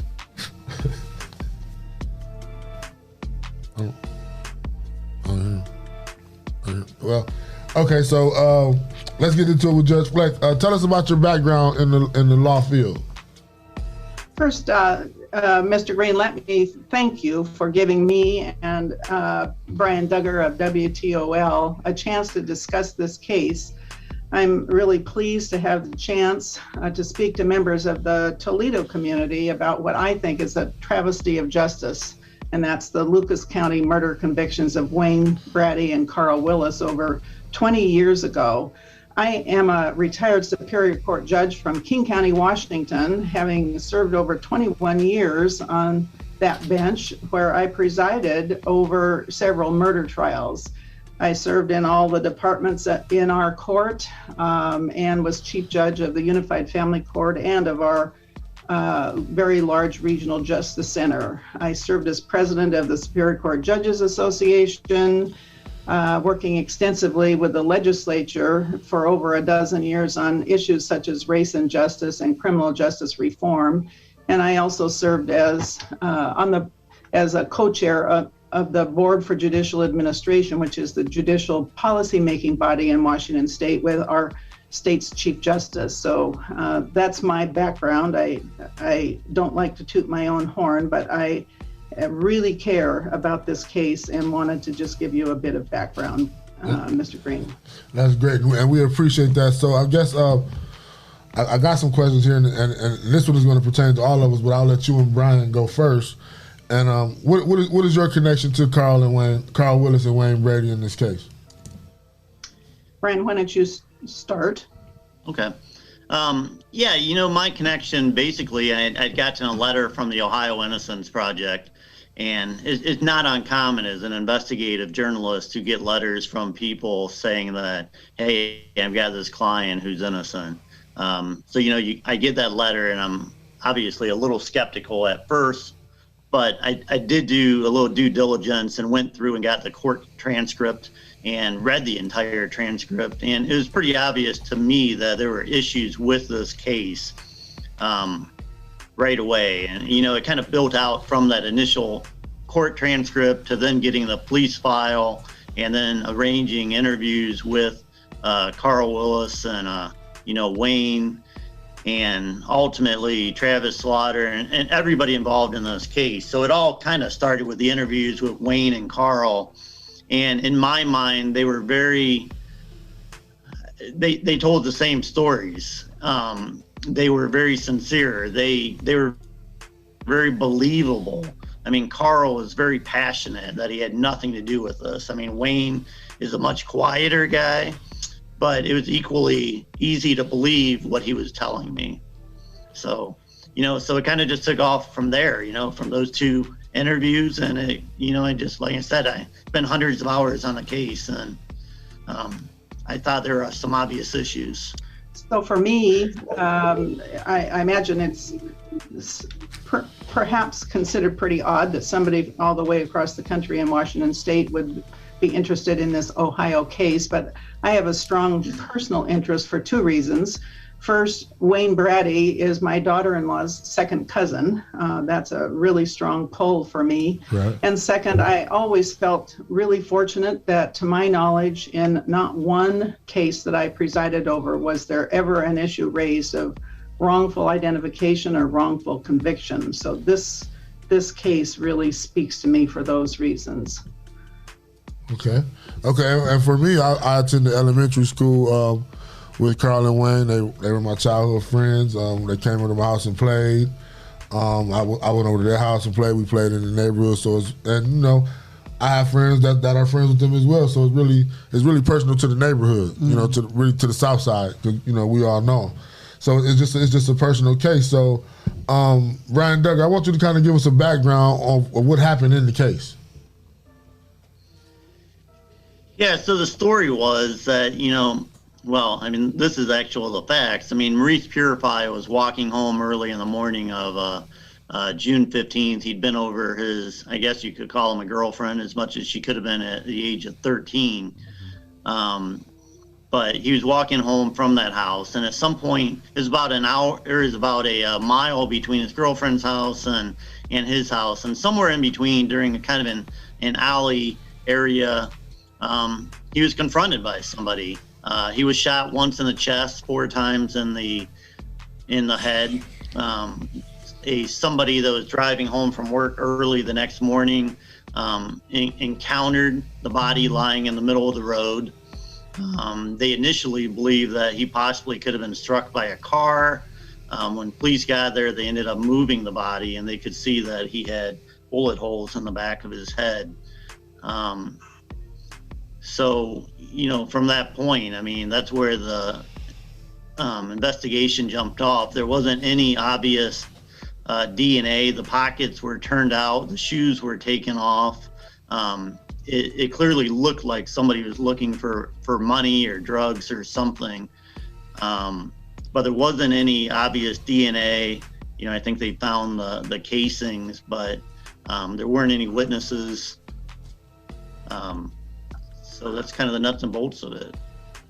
Okay. And what can you tell us about Travis Slaughter and his involvement in the case?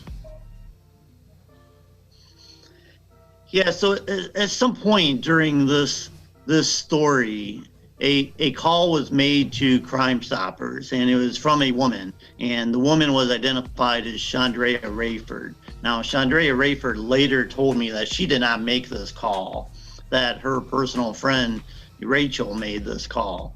But the caller said that Travis Slaughter had admitted to killing Maurice Purify, and she just thought the police should know. So at that point, the police ended up bringing in Travis. They interviewed him for 6 hours, and I've watched the entire 6 hours several times. And for about 5.5 hours, he repeatedly denied that he had nothing to do with this. But shortly before the murder, Travis was a close friend of Wayne and Carl, but shortly before the murder, they had a falling out. Travis was stealing clothes from Carl. All 3 of them told me the same story. They were stealing clothes. They had a falling out. Wayne and Carl said, "Look, man, we can't hang anymore. You're stealing our stuff.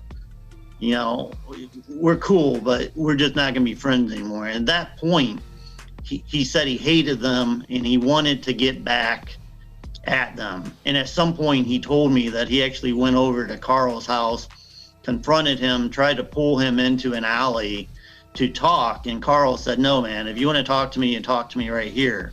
And what Travis told me is that he had a gun and he was going to lure Carl into the alley and kill him. But when he ended up talking to police for 6 hours, he kept saying he had nothing to do with it. But then finally he broke, and he said, "If I just give them what they want, maybe they'd let me go home." This was how naive he was. But he said, if they want something, I'm taking Wayne and Carl with me. He said it was pure vengeance. It had nothing to do with it, he told me later. But this was his way of getting back at them for disrespecting him. So. Right. Even in the interview that you and him had, I did see the interview with you and Travis Slaughter. He even admitted to that and admitted that they had nothing to do with this murder. Am I correct? That's right. I mean, in fact, he told me that he had nothing to do with it. I mean, his story was that, look, yeah, I told Chandrea Rayford that I killed this kid, but I wanted Chandrea Rayford to think that I was gangster and that she should be afraid of me and that there's no way she could ever leave this dude because he would mess me up. So he said he was trying to intimidate her and that really he never even had anything to do with it, that he knew Maurice from the neighborhood. He'd see him playing basketball, but he didn't. And he even told a story like when Maurice was a much younger kid, like, you know, playing in the fire hydrants together, like they unleashed a fire hydrant. But he said, I didn't really know the kid. He was just a good, sweet kid that would be around the neighborhood. I certainly didn't have any motive to kill him. Right. So. Now this question is for Ms. Fleck. How do false confessions occur? Well, I think that's an issue that many of us really question. How could they possibly occur? I watched a podcast by Vault Studios, which was hosted by Eric Fleck, who's the chief investigative reporter at WUSA 9 in Washington, D.C., and it was focused on the interrogation of Travis Slaughter. The podcast is called Anything You Say, and the episode is called Just the Truth. And in that podcast, the University of Colorado professor Woody reviews the ways that false confessions can occur, and that's what we're talking about here with Travis Slaughter. And that professor identifies 3 categories of factors that can lead to false confessions. The first is vulnerability, the second is investigatory bias, and the third are actual tactics. So in terms of vulnerability, he identifies traits such as someone being a juvenile or having a low IQ. And he also identifies the state that someone might be in, such as being fatigued or stressed or being under the influence or being hungry or thirsty or suffering from withdrawal. In terms of investigatory bias, investigators can become invested in a certain suspect and fail to consider other leads or other avenues. They put their blinders on and just focus on things. Oh, that supports my theory. That supports my theory. It's sometimes called confirmation bias. And then there's actual tactics, such as false evidence ploys. And it seems, and I think Brian can talk about this more because he's the one who's watched those interrogation tapes, as he mentioned several times. And I think he can refer to a psychologist who also reviewed them to see that there was really coercion that was at play with Travis Slaughter. So that's just a quick review, but you can, your audience can find out about how this works by Googling Anything You Say and be able to listen themselves. You know, and just to follow up on what Judge Fleck was saying, you know, Travis, he said, look, I had drank a bottle of liquor. He told me what it was, but I forget what it was the night before. I was extremely hungover. I was very tired. I'd been up all night kind of partying. I was sitting on my couch, you know, eating like Fruit Loops or something in the morning. And, you know, they busted in the door and all these guys come in like the SWAT team and they take them and then they go down there. And he said, look, I was exhausted. I was there 6 hours. I didn't have nothing to eat. I was hungover.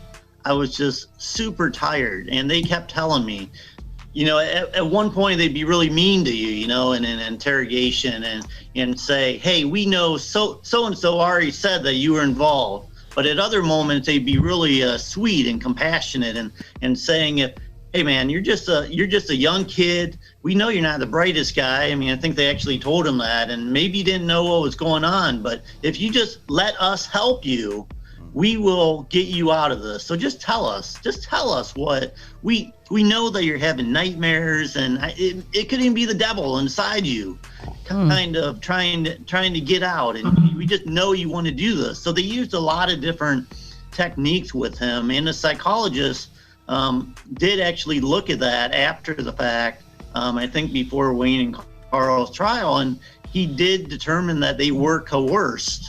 And I took it to a different interrogation expert, during the course of this investigation. He reviewed all the tapes, and he said it was clear to him that they used coercion and that Travis was not telling the truth, that he was telling them what he thought they wanted to hear. And you hear that all the time. People saying, well, I'm just giving them what they want to hear, and they will then help me. That's not the case, obviously. And in those tapes, someone has counted, I think Ohio Innocence Project has counted up that Travis denied any knowledge, any information 25 different times throughout that interrogation. And then when he said anything, it was information that was available in the newspapers or that was being fed to him, that sort of thing. So while I haven't reviewed those interrogation tapes, I've been familiar with this through my work, and it is just shocking to me that these two men have been incarcerated for over 22 years for something they steadfastly have said they did not have any part of. And now Travis Slaughter has come forward saying, not only did they not have anything to do with it, I didn't have anything to do with it. So it's just a travesty of justice to me, what has happened to Wayne and Carl, who are now 40 or over 40 after spending 22 years in prison. Judge Fleck, this is Andre. I want to thank you for being here today. I want to thank you both for taking the time and energy to work on this case, because I'm shaking right now just learning more about it, and it really hits home. But we're curious. What do you think went wrong that ended up with them being convicted? Like, what do you think went wrong in your opinion, and how do we end up here? Well, thanks for that question. As Brian Duggar has mentioned, there is no evidence that connects Wayne and Carl to the murder of Maurice Purify, and I do appreciate Clyde, you mentioning how your condolences go out to Maurice Purify's family. And the only thing that connects them is the testimony of Travis Slaughter, who is a person that prosecutors say in a hearing on this case in 2017 that he's a liar, a person who has told so many different stories he can't keep them straight. So here we are. In addition, on the advice of their attorneys, neither Wayne nor Carl testified.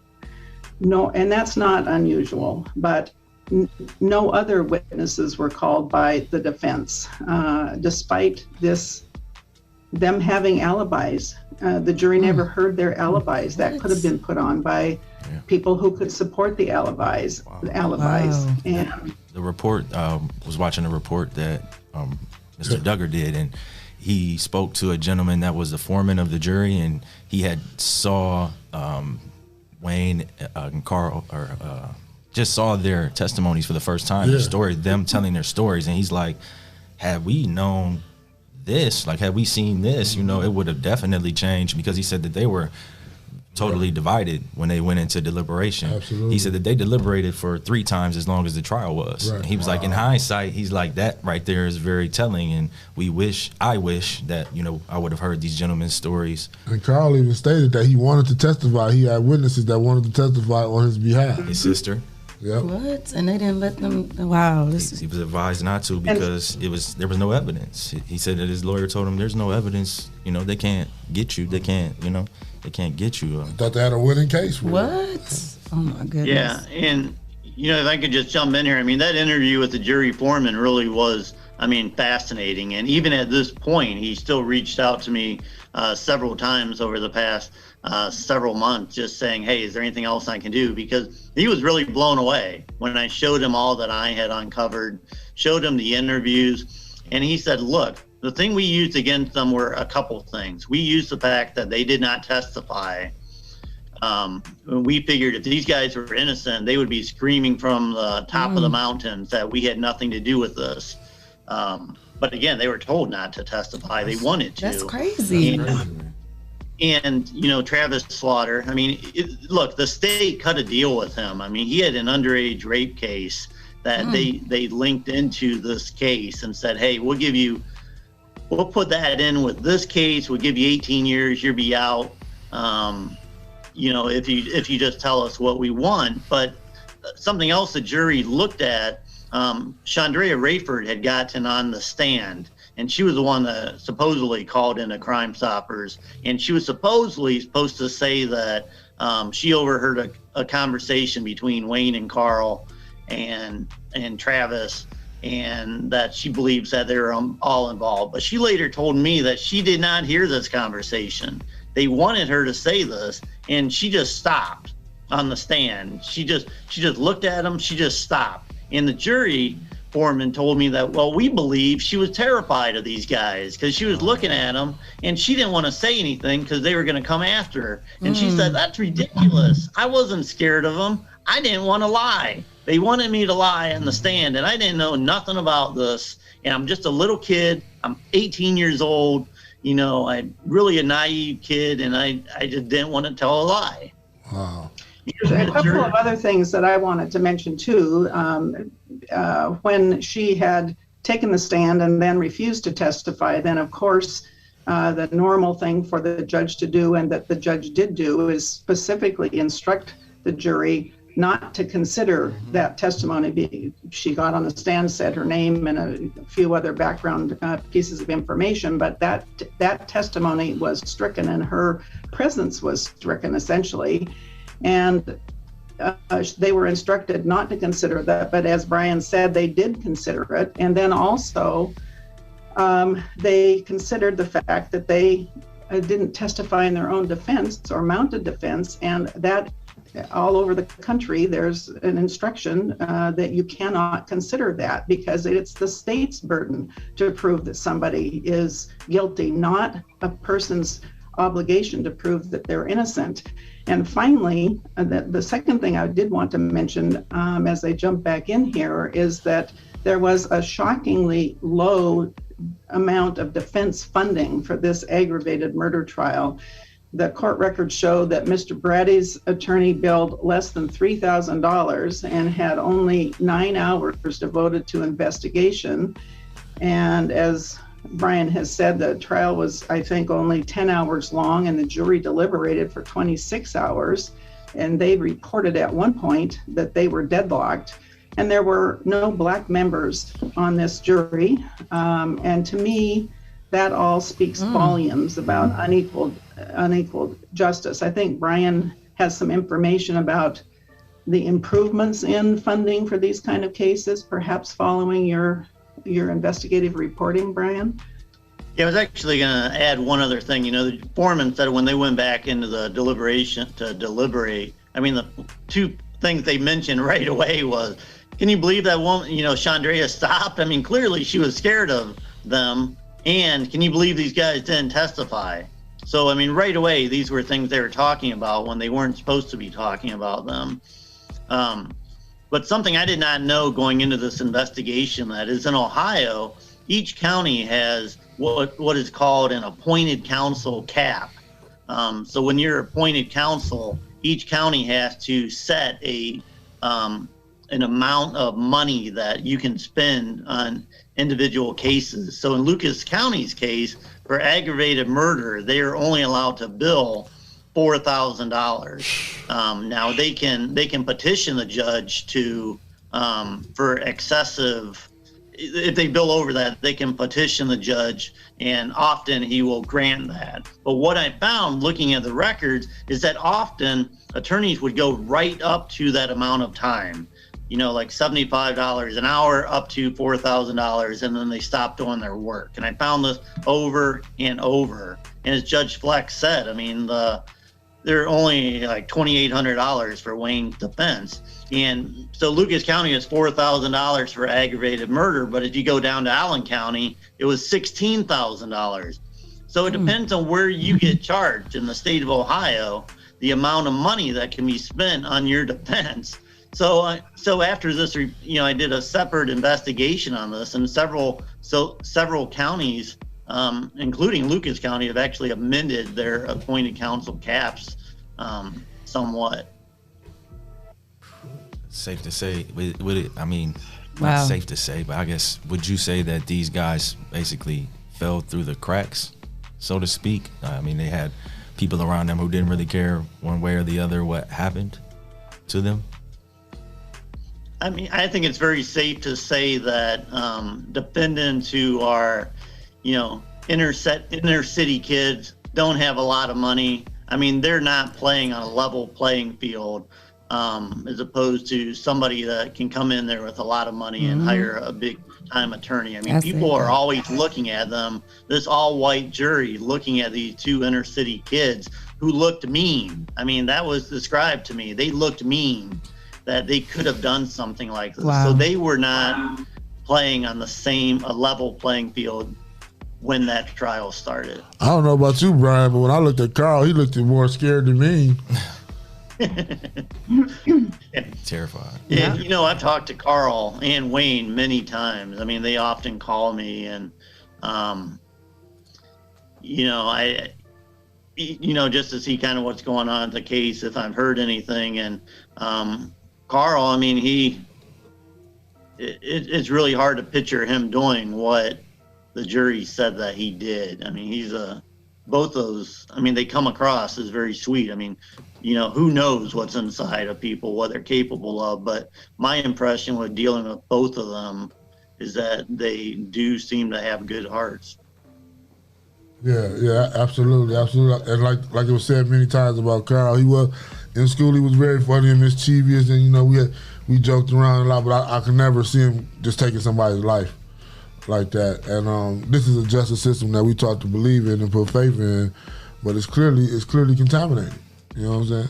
But now it's like, now what? Like, So where are we now with the case? Now what? Like, what can we do? I just don't understand. 22 years, and we just talking about it, and everything just sounds wrong. Like, how do they not just be like, we need another trial and set them free? Like, I just don't understand. How did they stay in there for 22 years? Well, hopefully this is putting some What pressure. do we do? Like, what can we do? What can us and the viewers and listeners and stuff do now? Well, we want to talk to you about that, but I'd like to mention a couple of things in response to Clyde's question about where are we now on the case, and I'd like to also make a couple comments on where we are as a nation. As we've been speaking, the Ohio Innocence Project has a motion before the judge asking to bring a motion for a new trial, and we haven't had the answer yet from the judge on that.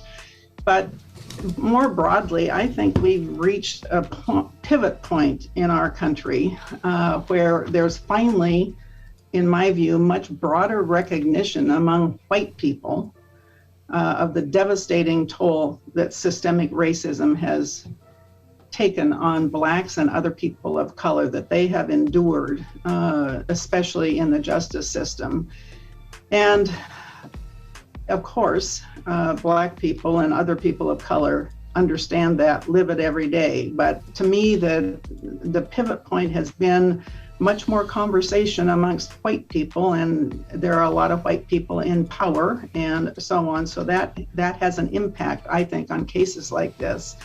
Your Ohio Chief Justice, Maureen O'Connor, said in her July 3rd, 2020 public letter following the deaths of George Floyd and Breonna Taylor, and this is a quote, "The law still provides a path to justice, as imperfect as it may be, and work by prosecutors to recognize past errors through conviction integrity units, along with other organizations like the Ohio Innocence Project," and of course that's what we're talking about here, "and the Equal Justice Initiative are helping to balance the scales of justice and point to past wrongs that demand justice today." end quote. And so I think that's just where we are today with this case. And let me just also mention that some prosecutors around the country have established these conviction integrity units that she spoke about. And although Lucas County doesn't have one yet, I did notice on the Cuyahoga County Conviction Integrity Unit website that prosecutor, Michael O'Malley, states, "No ethical prosecutor wants an innocent person to be wrongfully convicted. And while the trial and the appellate process contain important safeguards for those accused of a crime, we recognize that the criminal justice system is a human institution and therefore not perfect." And that ends that quote. Other Supreme Courts and other Chief Justices have also spoken on this issue. For example, in Washington, my state, our entire Supreme Court bench signed on to a letter. And a key point they made was that we continue to see racialized policing and the overrepresentation of Black Americans in every stage of our criminal and juvenile justice system. They also said the legal community must recognize that we all bear responsibility for this ongoing injustice and that we are capable of taking steps to address it. And this is the part that really touches my heart. They said, "If only we have the courage and the will." And that ends that quote. So the system is the systemic racial bias in the system is just pretty overwhelming, and it's something that we all need to start paying attention to and working on cases such as this to see that real justice is done finally and belatedly, but finally done. You know, I mean, something we asked at WTOL that we wanted viewers to do, we had put out we created an email where people could email us, and we were going to send those all over to the prosecutor. Because I think the best thing, if you really do feel that injustice was done with this case, let the prosecutor know. I mean, she's got a email you can send. The motion's been before Judge Cook since November. No action's been taken. So, if we want action, the best thing people can do is just have their voices be heard.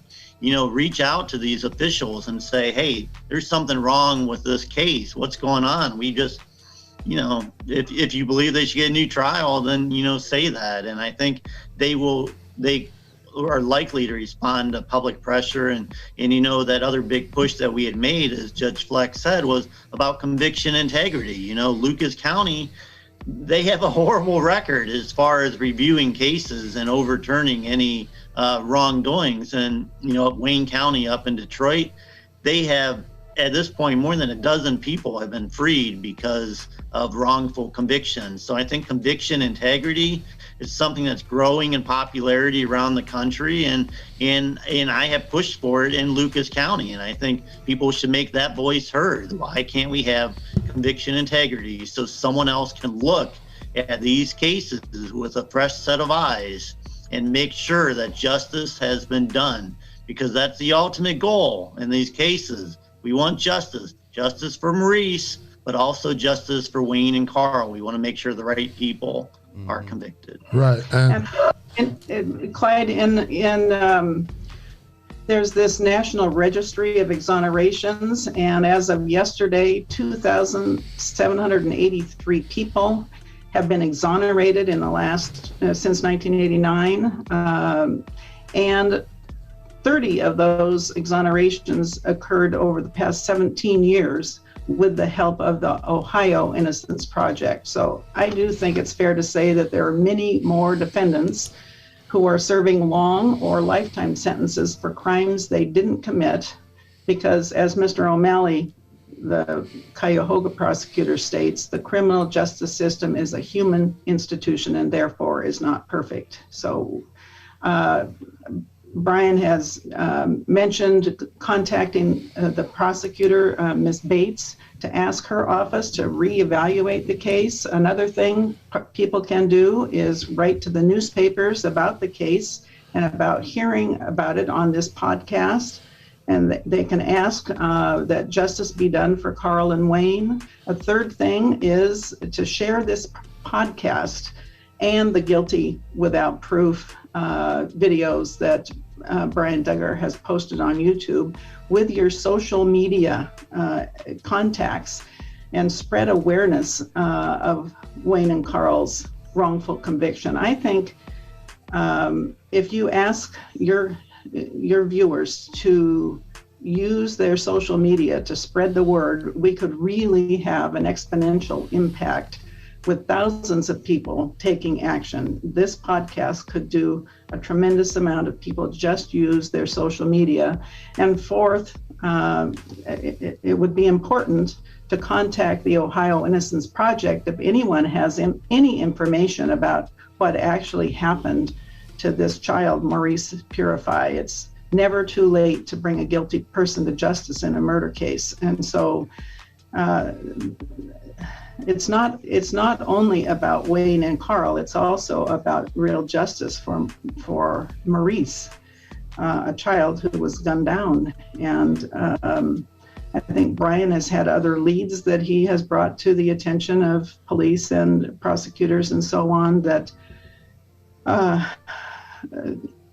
could give an avenue, but your listeners could go to your website and get these links and email addresses and so on. I'd like to just mention that there's an old saying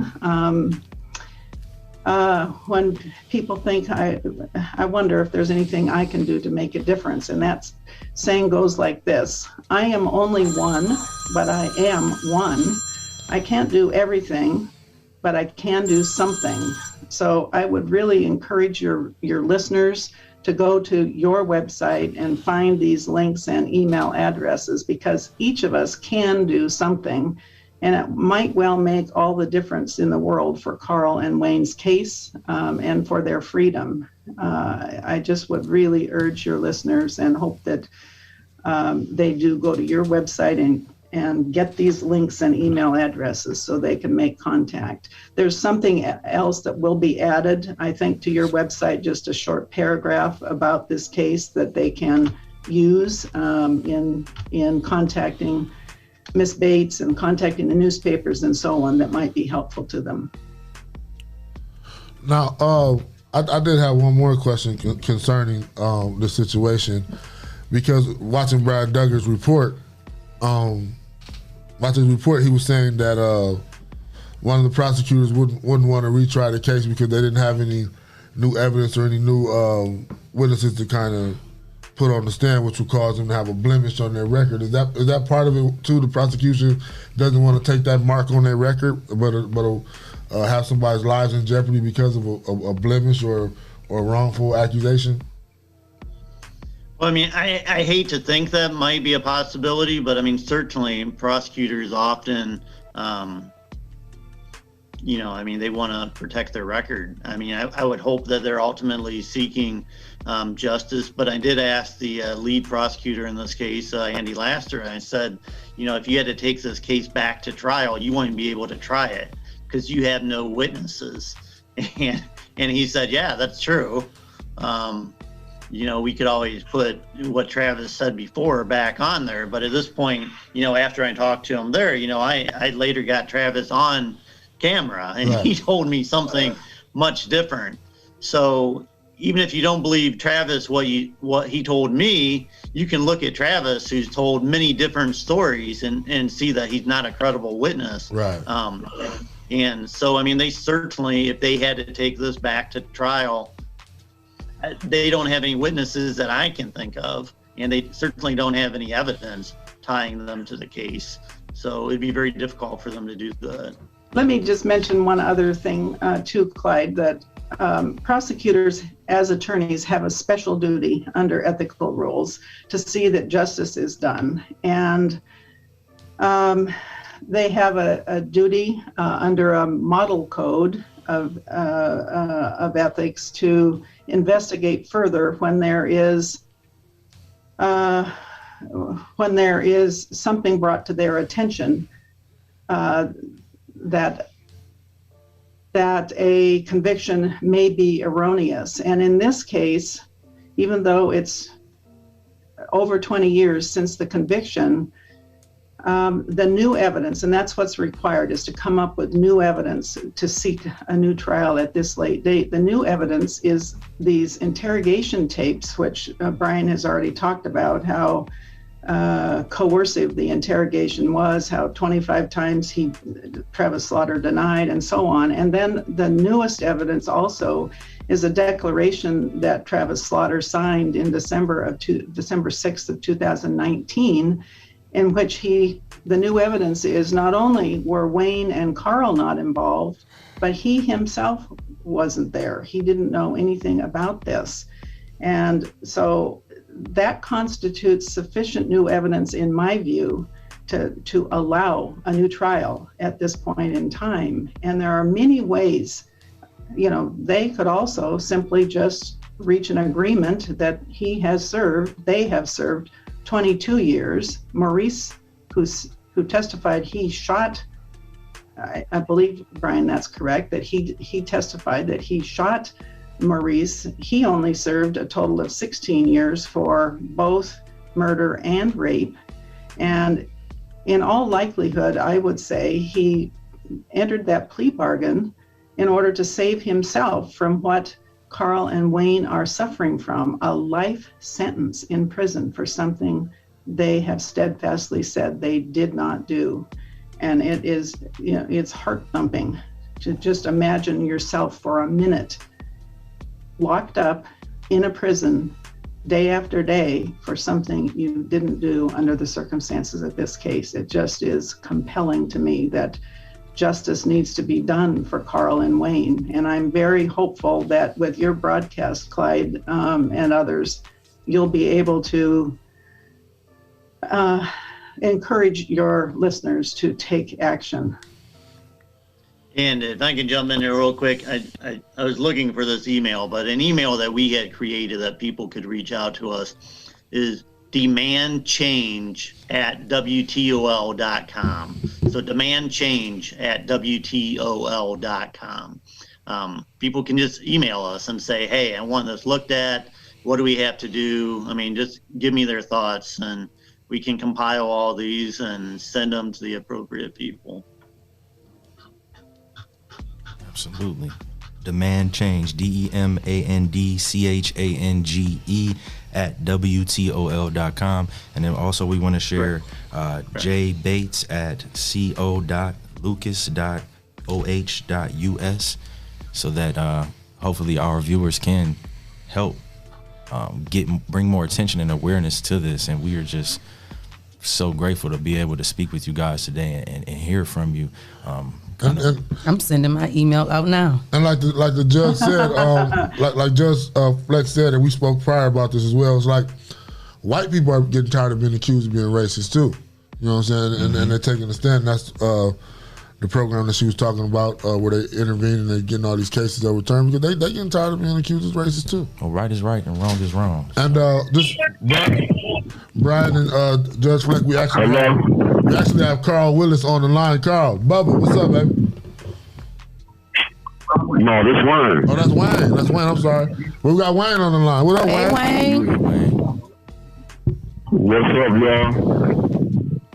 What you got to say? Go ahead and talk to the people. This your time to get it off your chest.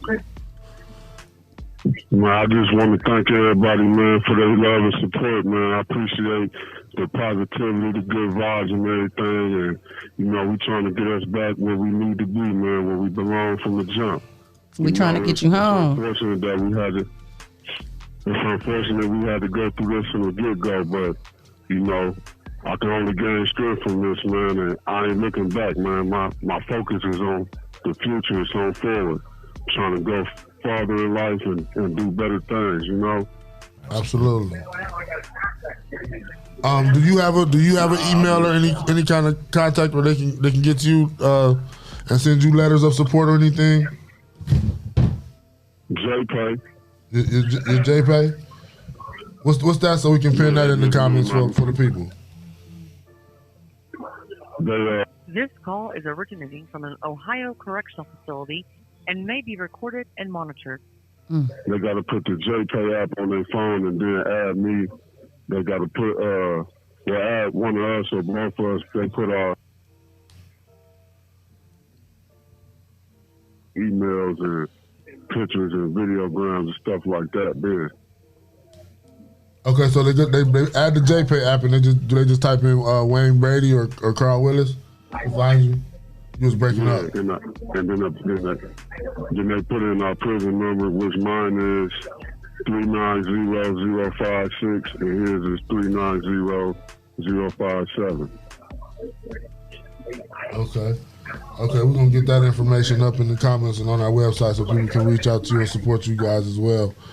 Cause we're gonna try to fight for you guys and get you guys a new trial, man, as much as we can. Man, we appreciate it, man. I'm just the only thing that I can say I'm sorry about, man, is ain't neither one of our OGs here, so they can't see this day come. But I'm pretty sure wherever they at, man, they still can feel it. You know what I mean? Absolutely. I'm gonna just be the first one to tell you it's good to hear your voice after 20 years and us coming up together. I ain't heard your voice in a long time, so this is just a good thing today. And to hear your spirits are up and positive. Cause I don't know if I could do it, Wayne. I don't know if I could be in there and be cool like you being right now. Just for being 22 honest. years. Wow. Yeah, man. Listen, man.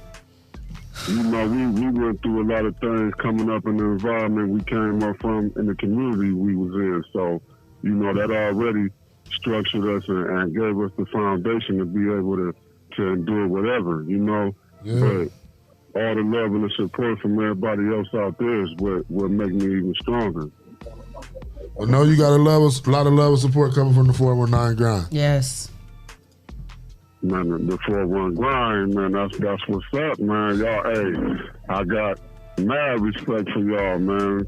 I salute y'all to the fullest, man. Y'all doing a lot of things for the community, man. Not just me, but for everybody, and that's what we need, you know? Yeah. Man, we just praying for you, man. It's coming up in the world, man.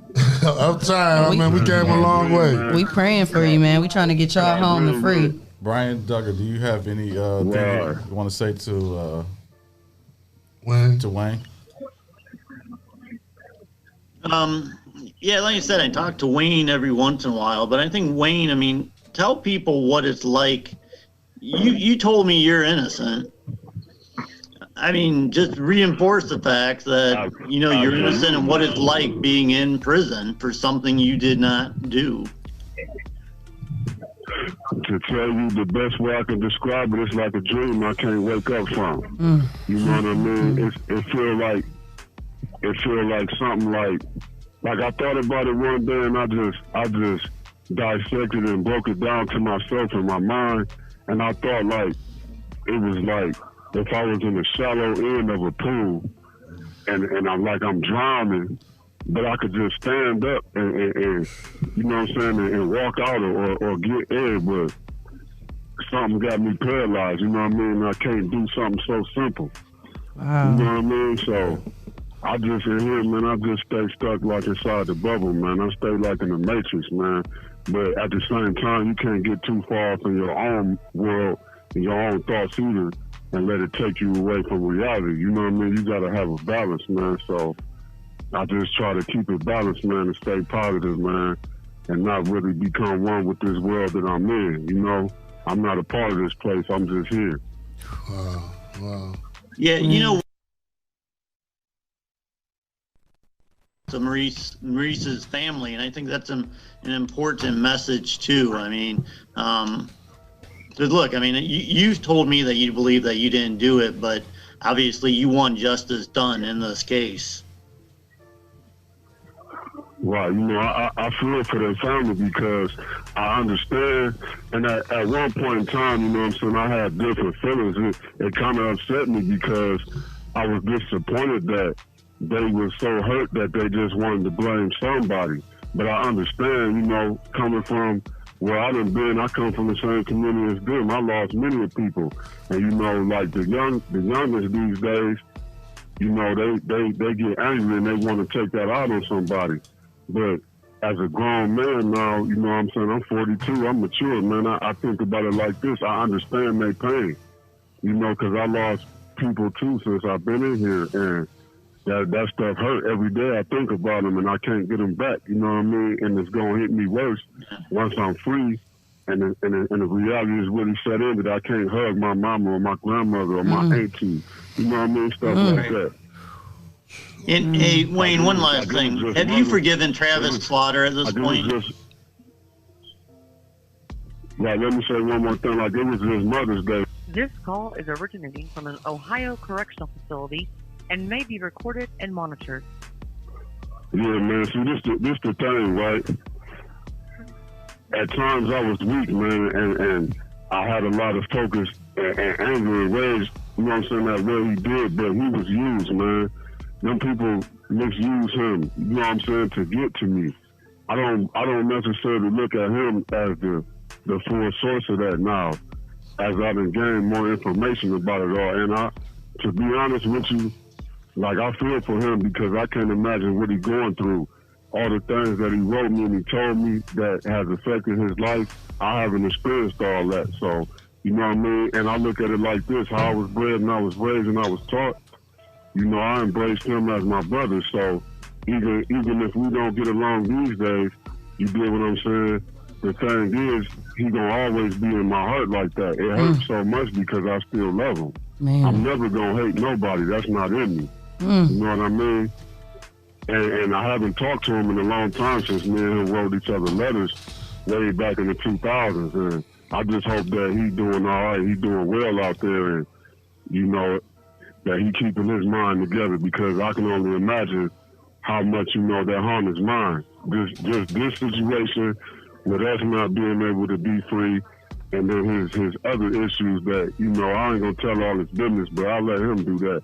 You know, he told me some things that, you know, he dealing with a lot, man. Right, definitely. I wouldn't wish that on nobody, you know what I'm saying? That ain't how I'm built. Well, I salute you for your strength, because I definitely couldn't have been the one to be able to be sitting in there for 22 years or, you know, holding that much love, because that's hurtful, painful. I just couldn't imagine that. So I definitely salute you for your strength. Stay strong, and your day is coming, because it ain't going to last forever for sure. Well, I appreciate it, but the thing is, you know what I mean, like, it's crazy because when I first came to jail, I would go to sleep, and I used to be in the bed with my lady, right, and she used to kick her foot to go to sleep, and I used to couldn't stand it. And then once I got in jail... This call is originating from an Ohio correctional facility and may be recorded and monitored. Once I was in the cell, I was so used to sleeping next to her, I had to start doing it to make myself go to sleep. And I would wrap my arms around my own self because I was so used to being in the bed with my arms around her. Like, you know what I'm saying? I would go to sleep, and I'll wake up and it'll be quiet, and I'll remember that before I, you know what I'm saying, close my eyes that I was in jail. But I'd be hoping that it was a dream, and I'd be, you know what I'm saying, telling myself, like, man, it's I'm gonna wake up at home. It's not real. You know what I mean? And I keep waking up in here, but this place don't have my heart or my spirit, man. I'm still out there with y'all. I never left. That's what's up. That's what's up, man. And do you get Wayne, this is Deborah Fleck speaking to you for just a minute. I agree with the comments that everyone at the 419 Grind have made about your attitude. It's truly remarkable, and I think it's important that goes along with that for people to understand that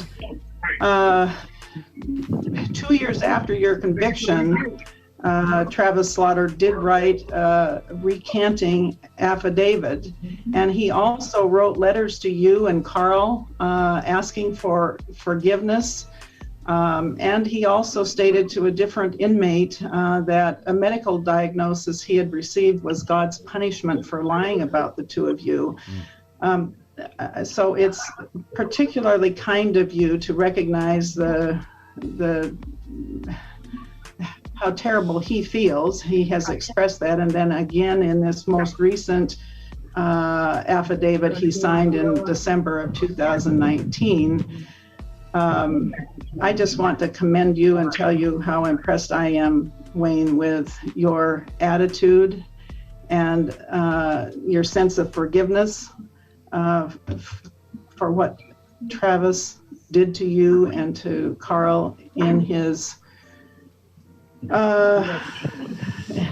anger and at such a young age, which he regrets now, according to all of these statements that he has made over the years. I think, Brian, when you talked to him, hasn't he indicated to you that he would really want to testify? He would like to testify again, truthfully this time? I think that's an important factor. Yeah, I mean, he's actually reached out to me several times and said, how do we get back into the court? I want to get back in the court. I want to tell my story. See, listen too, right? My thing is, and I appreciate y'all comments. I thank y'all, you know what I mean? And my thing is, I don't want to villainize somebody who was, you know what I'm saying, mistreated and taken advantage of. You know what I mean? I knew him personally, and he had some issues there where he was already vulnerable for people to do him wrong, and that's why he had some issues already. When I met him, I embraced him. You know what I mean? I saw that he was in a bad position, and, you know, I wanted to help him out. But the thing is, like, when I wrote him, I just asked him, like, man, if I'm going to be in jail, man, I just would like to have some type of clue why I'm here. Like, why did you do this? You know what I mean? And then he explained to me, and I can't say I understand it to the fullest, but my comprehension level is pretty high, so I kind of understand. You know what I mean? Even though I don't agree with it, but this man was young. He served his time, and that's what the judicial system is supposed to be about. You know, rehabilitating people. And if this man saying he changed, who am I to say any different? I'm going, you know what I'm saying, respect that and honor that if that's true and if that's facts. You know what I mean? Because I want to better myself. So I can't point the finger at nobody else and try to down or degrade them. You know what I mean? And I want to be an inspiration to everybody else, because this been happening before Carl Willis and Wayne Brady, and it's going to continue happening. You have 1 minute remaining. It's going to continue happening, and what we need to do is come together as a people, as humanity, to correct that. Absolutely. Well, send your love out to your people, man, for your call in, man. Send all the love out to your people for your call in. Let them know what's up. So, one last thing too. Thank everybody, man.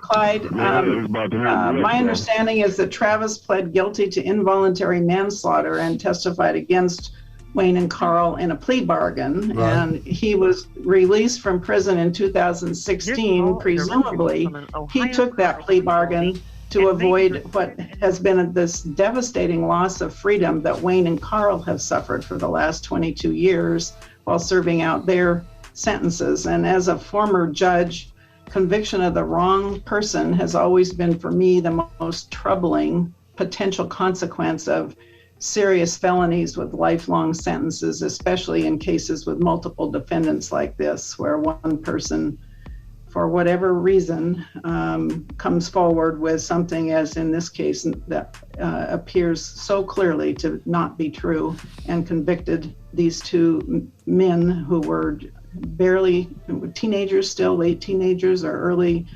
maybe 20, and now all these years later, here we are with all those good years of their lives lost in prison. It's just a travesty. Like I said before, it could have been any one of us, you know. It could have been any one of us. So we got about 3 minutes here left, Judge and Brian. Is there anything else you want to say before we get ready to close this interview? I once again, I do appreciate us giving you time and your effort today. I really do appreciate that a whole lot. Yeah, I mean, I think just the best thing that I can just leave with people is that, you know, just make your voices heard.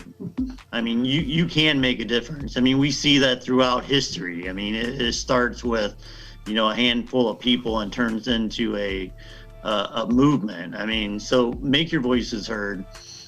Even if it's not about Wayne and Carl, I think it is important that in Lucas County that we do have some type of conviction integrity unit.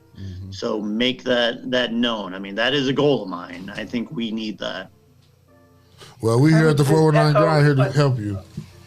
I would just echo what Brian has said and would urge your listeners and viewers to focus themselves on Wayne and Carl.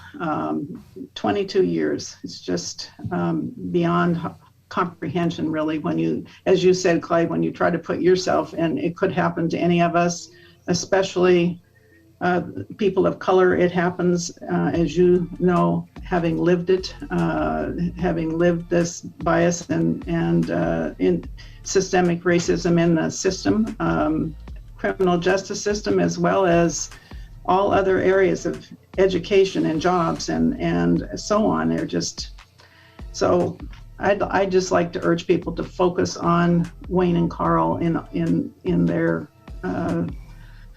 any steps they are willing to take in following up on this.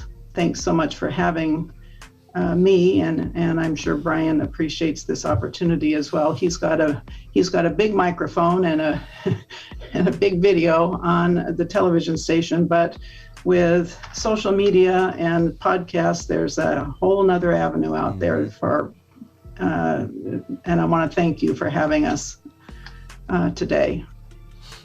Absolutely. I echo that, and social media is certainly a strong platform for anybody. Those voices can be heard. Yep. So once again, I thank you guys. I bid you a good day. People, there's all kind of sources in the comments. Wayne and Carl's information is in there. Judge Bates' email is in there, so you guys can reach out to these people and spread the word. I will have more petitions and more paperwork coming that we can get signatures for and get sent off, because we're going to flood these offices. I mean, nobody can say who's innocent or who's guilty, but in this situation, I do believe my friends deserve a new trial. And we'll put all the information into the on the website from this episode. So all the JPay information, any information that you can email WTOL, that the demand email, and to email the prosecutor Julia Bates. Yeah. So all that will be on the 419grind.com. We'll put that information on today. If anybody wants to get with us and help bring awareness to this, just hit us up. Info at the 419 Grind. Let's put our heads together and come up with some things. We do have some other events that we are planning to bring awareness to this. So just stay tuned and stay with us, because we're gonna bring awareness to this situation. You can get fully up to speed, man. Go to Facebook right now, WTOL11's Facebook. You can watch all 3 episodes that Mr. Duggar put together.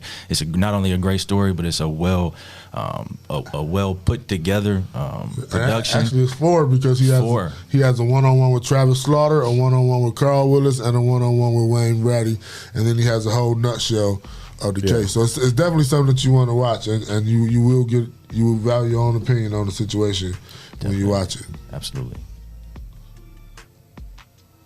All right, you gonna be able to handle it? Okay. It's touching. I know it's emotional. I mean, it's so many times we go through this. I just couldn't imagine. Right? Can you imagine your son sitting there for something he ain't do? I mean, it's hard in our community. It's hard. Take your time. 20 years, man, a lifetime. But I mean, it's hard. But at the same time, getting to hear Wayne on the phone, that was powerful. Like, just as lesson in empathy, man. I couldn't imagine being locked in a cage for 22 years and being able to have that kind of spirit. It's a lesson in empathy, man. You could tell that he is a thoughtful man. Like, he is obviously had a lot of time to think and a lot of time to learn, and he has taking this situation and trying to make the most of it. It's inspiring, because it makes me think, like, what excuses do I have? Exactly. I have all this freedom. To teach y'all to be grateful and to just appreciate air. Appreciate being able to walk out the door without nobody telling you come back. Anything. Very grateful, man. Very grateful to be here. Very grateful to be with this team, and we definitely can use our platform to increase awareness. This was a great opportunity for everybody involved. Us here in the studio, Judge Fleck, Brian Duggar, and to speak to Wayne Brady. while he's in there and to talk about his experience. I think that was a great opportunity for the listeners to. That's the part that messed me up. Yeah. So he was calling in. Yeah, I didn't know you were calling in. I didn't either. So that was a great surprise and a great. It was just wonderful hearing his voice. Because we played in the church league together at 13 years old. Yeah, we grew up together. Yeah, right. so You hard fouled him before. He hard fouled you. He hacked you. Right. Yeah, you went to the hole and he hacked you. We got good memories. Yeah. And I want to give a shout out to Angela Landau. I think I don't know if I'm pronouncing it. Huh? Landa. Angela Landa from the Ohio Innocence Project for helping bringing us together as well. And helping us. She's still helping with us, dealing with us to bring more awareness to the situation. So like I said, y'all will be hearing more about this until we get on the track to bring Wayne and Carl home. Shae? I'm not going to be able to go in my affirmation voice, but this is good enough. Authenticity. if today is making you doubt your strength, remind yourself of all the things you have overcame along the way. Today, instead of fearing what's ahead of you, let your heart be guided by faith. Remember, what you are facing today is simply a test of your resilience, of how bravely you can carry on despite things not going your way. The universe. It's heavy. Universe, man. And that goes on for what happened today. Like you just said, what is our excuse and we free in 22 years for something that you didn't do? Yeah. It's crazy. And here we are when things ain't going our way, feel like life is over. So I couldn't imagine being in the cell and having high spirits and being able to forgive somebody for lying on you like that. It's crazy. Blatantly. It shows the amount of power we have. He's out here walking the street. Walking around. Lied on me. And he forgive him. He said no hate in his heart. What? I remember just being a young man dinner, like Wayne said, in our environment, you have nightmares of going to jail for something you ain't do. Yeah. We talked about that. Getting in trouble for something you ain't do, man. Just being a black man, that's a common nightmare that I know most of us have, whether we admit it or not. I've had them, even now. You know, so it's just, you know, I'm with you. I'm with y'all, man. I'm with y'all, Wayne and Carl. You know, I want y'all to have a new trial. We definitely gonna do our part to get the word out. You know, you introduced me to this, and I was getting up to speed. I'm like, wow, like I thought 1 + 1 = 2, and they just changed the whole math in this case. And these gentlemen have And not lost one 20 judge plus years of life. say, let me take this on. This is just crazy. Like this is Only judge fighting for was states away. That's crazy. It makes me so mad. It makes me so sad. Like I said, I have a son, so I just can't even imagine. Look how many people's lives we have lost over countless innocence, and we just watch it. Like, when is it gonna stop? Right now, we're working on it right now, having these conversations. Effort to make it stop, Shae. You know, this is the beginning. We're on the journey. Yeah. One day at a time. Thank you to you. For bringing this up, man, and showing that you care about your people, care about your community, Thanks man. for supporting me with it, man. Absolutely, when I told you bro. about it, you grabbed it. I'll research and go, yeah. Straight up. And that's what they need. They need that positive support. Ain't no negative. Like, nobody knows what really happened, but the evidence is surely showing that they wasn't there. Yeah. And they deserve a new trial. If anything else, they deserve a new trial. Everything was like, and that's what we fight for. And everything has been based off of the word of a gentleman who's changed his word back and forth over and over, and will even admit to changing his word and and even saying that ask he to lied. get in the judge and get back in court and stuff. It's just crazy. Right. And I get all the thanks in the hearts. You guys are welcome. And like I said, anything that we can do, it's not just me here, Les. It's the 419 grind as a whole. We fighting for this. You know what I'm saying? So anything we can do, any information you have, you want to help us, hit us up. 419-540-3566. info@the419grind.com. Y'all know how to get with us. We can make this happen. We can show that we can come together and do something. And it can be a positive blemish on our culture instead of a negative one. So let's make it happen. Shae, you gonna blow some kisses, or we just gonna let them go today? We're gonna let them go today. Y'all have But a we good- need kisses and hugs. I'll give y'all kisses. I don't normally be kissing, but mwah. Y'all have a good day. Y'all tune in tomorrow. Friday's going to be a great Friday, fantastic Friday, fun Friday. We got a lot of giveaways that we didn't get to do this week that we're going to be doing tomorrow. So tune in. You don't want to miss it. And until next time, another kiss. Mwah. Yes. Bye, Free Wayne and guys. Carl, baby. Yes. Hey, Jesse, what are you talking about?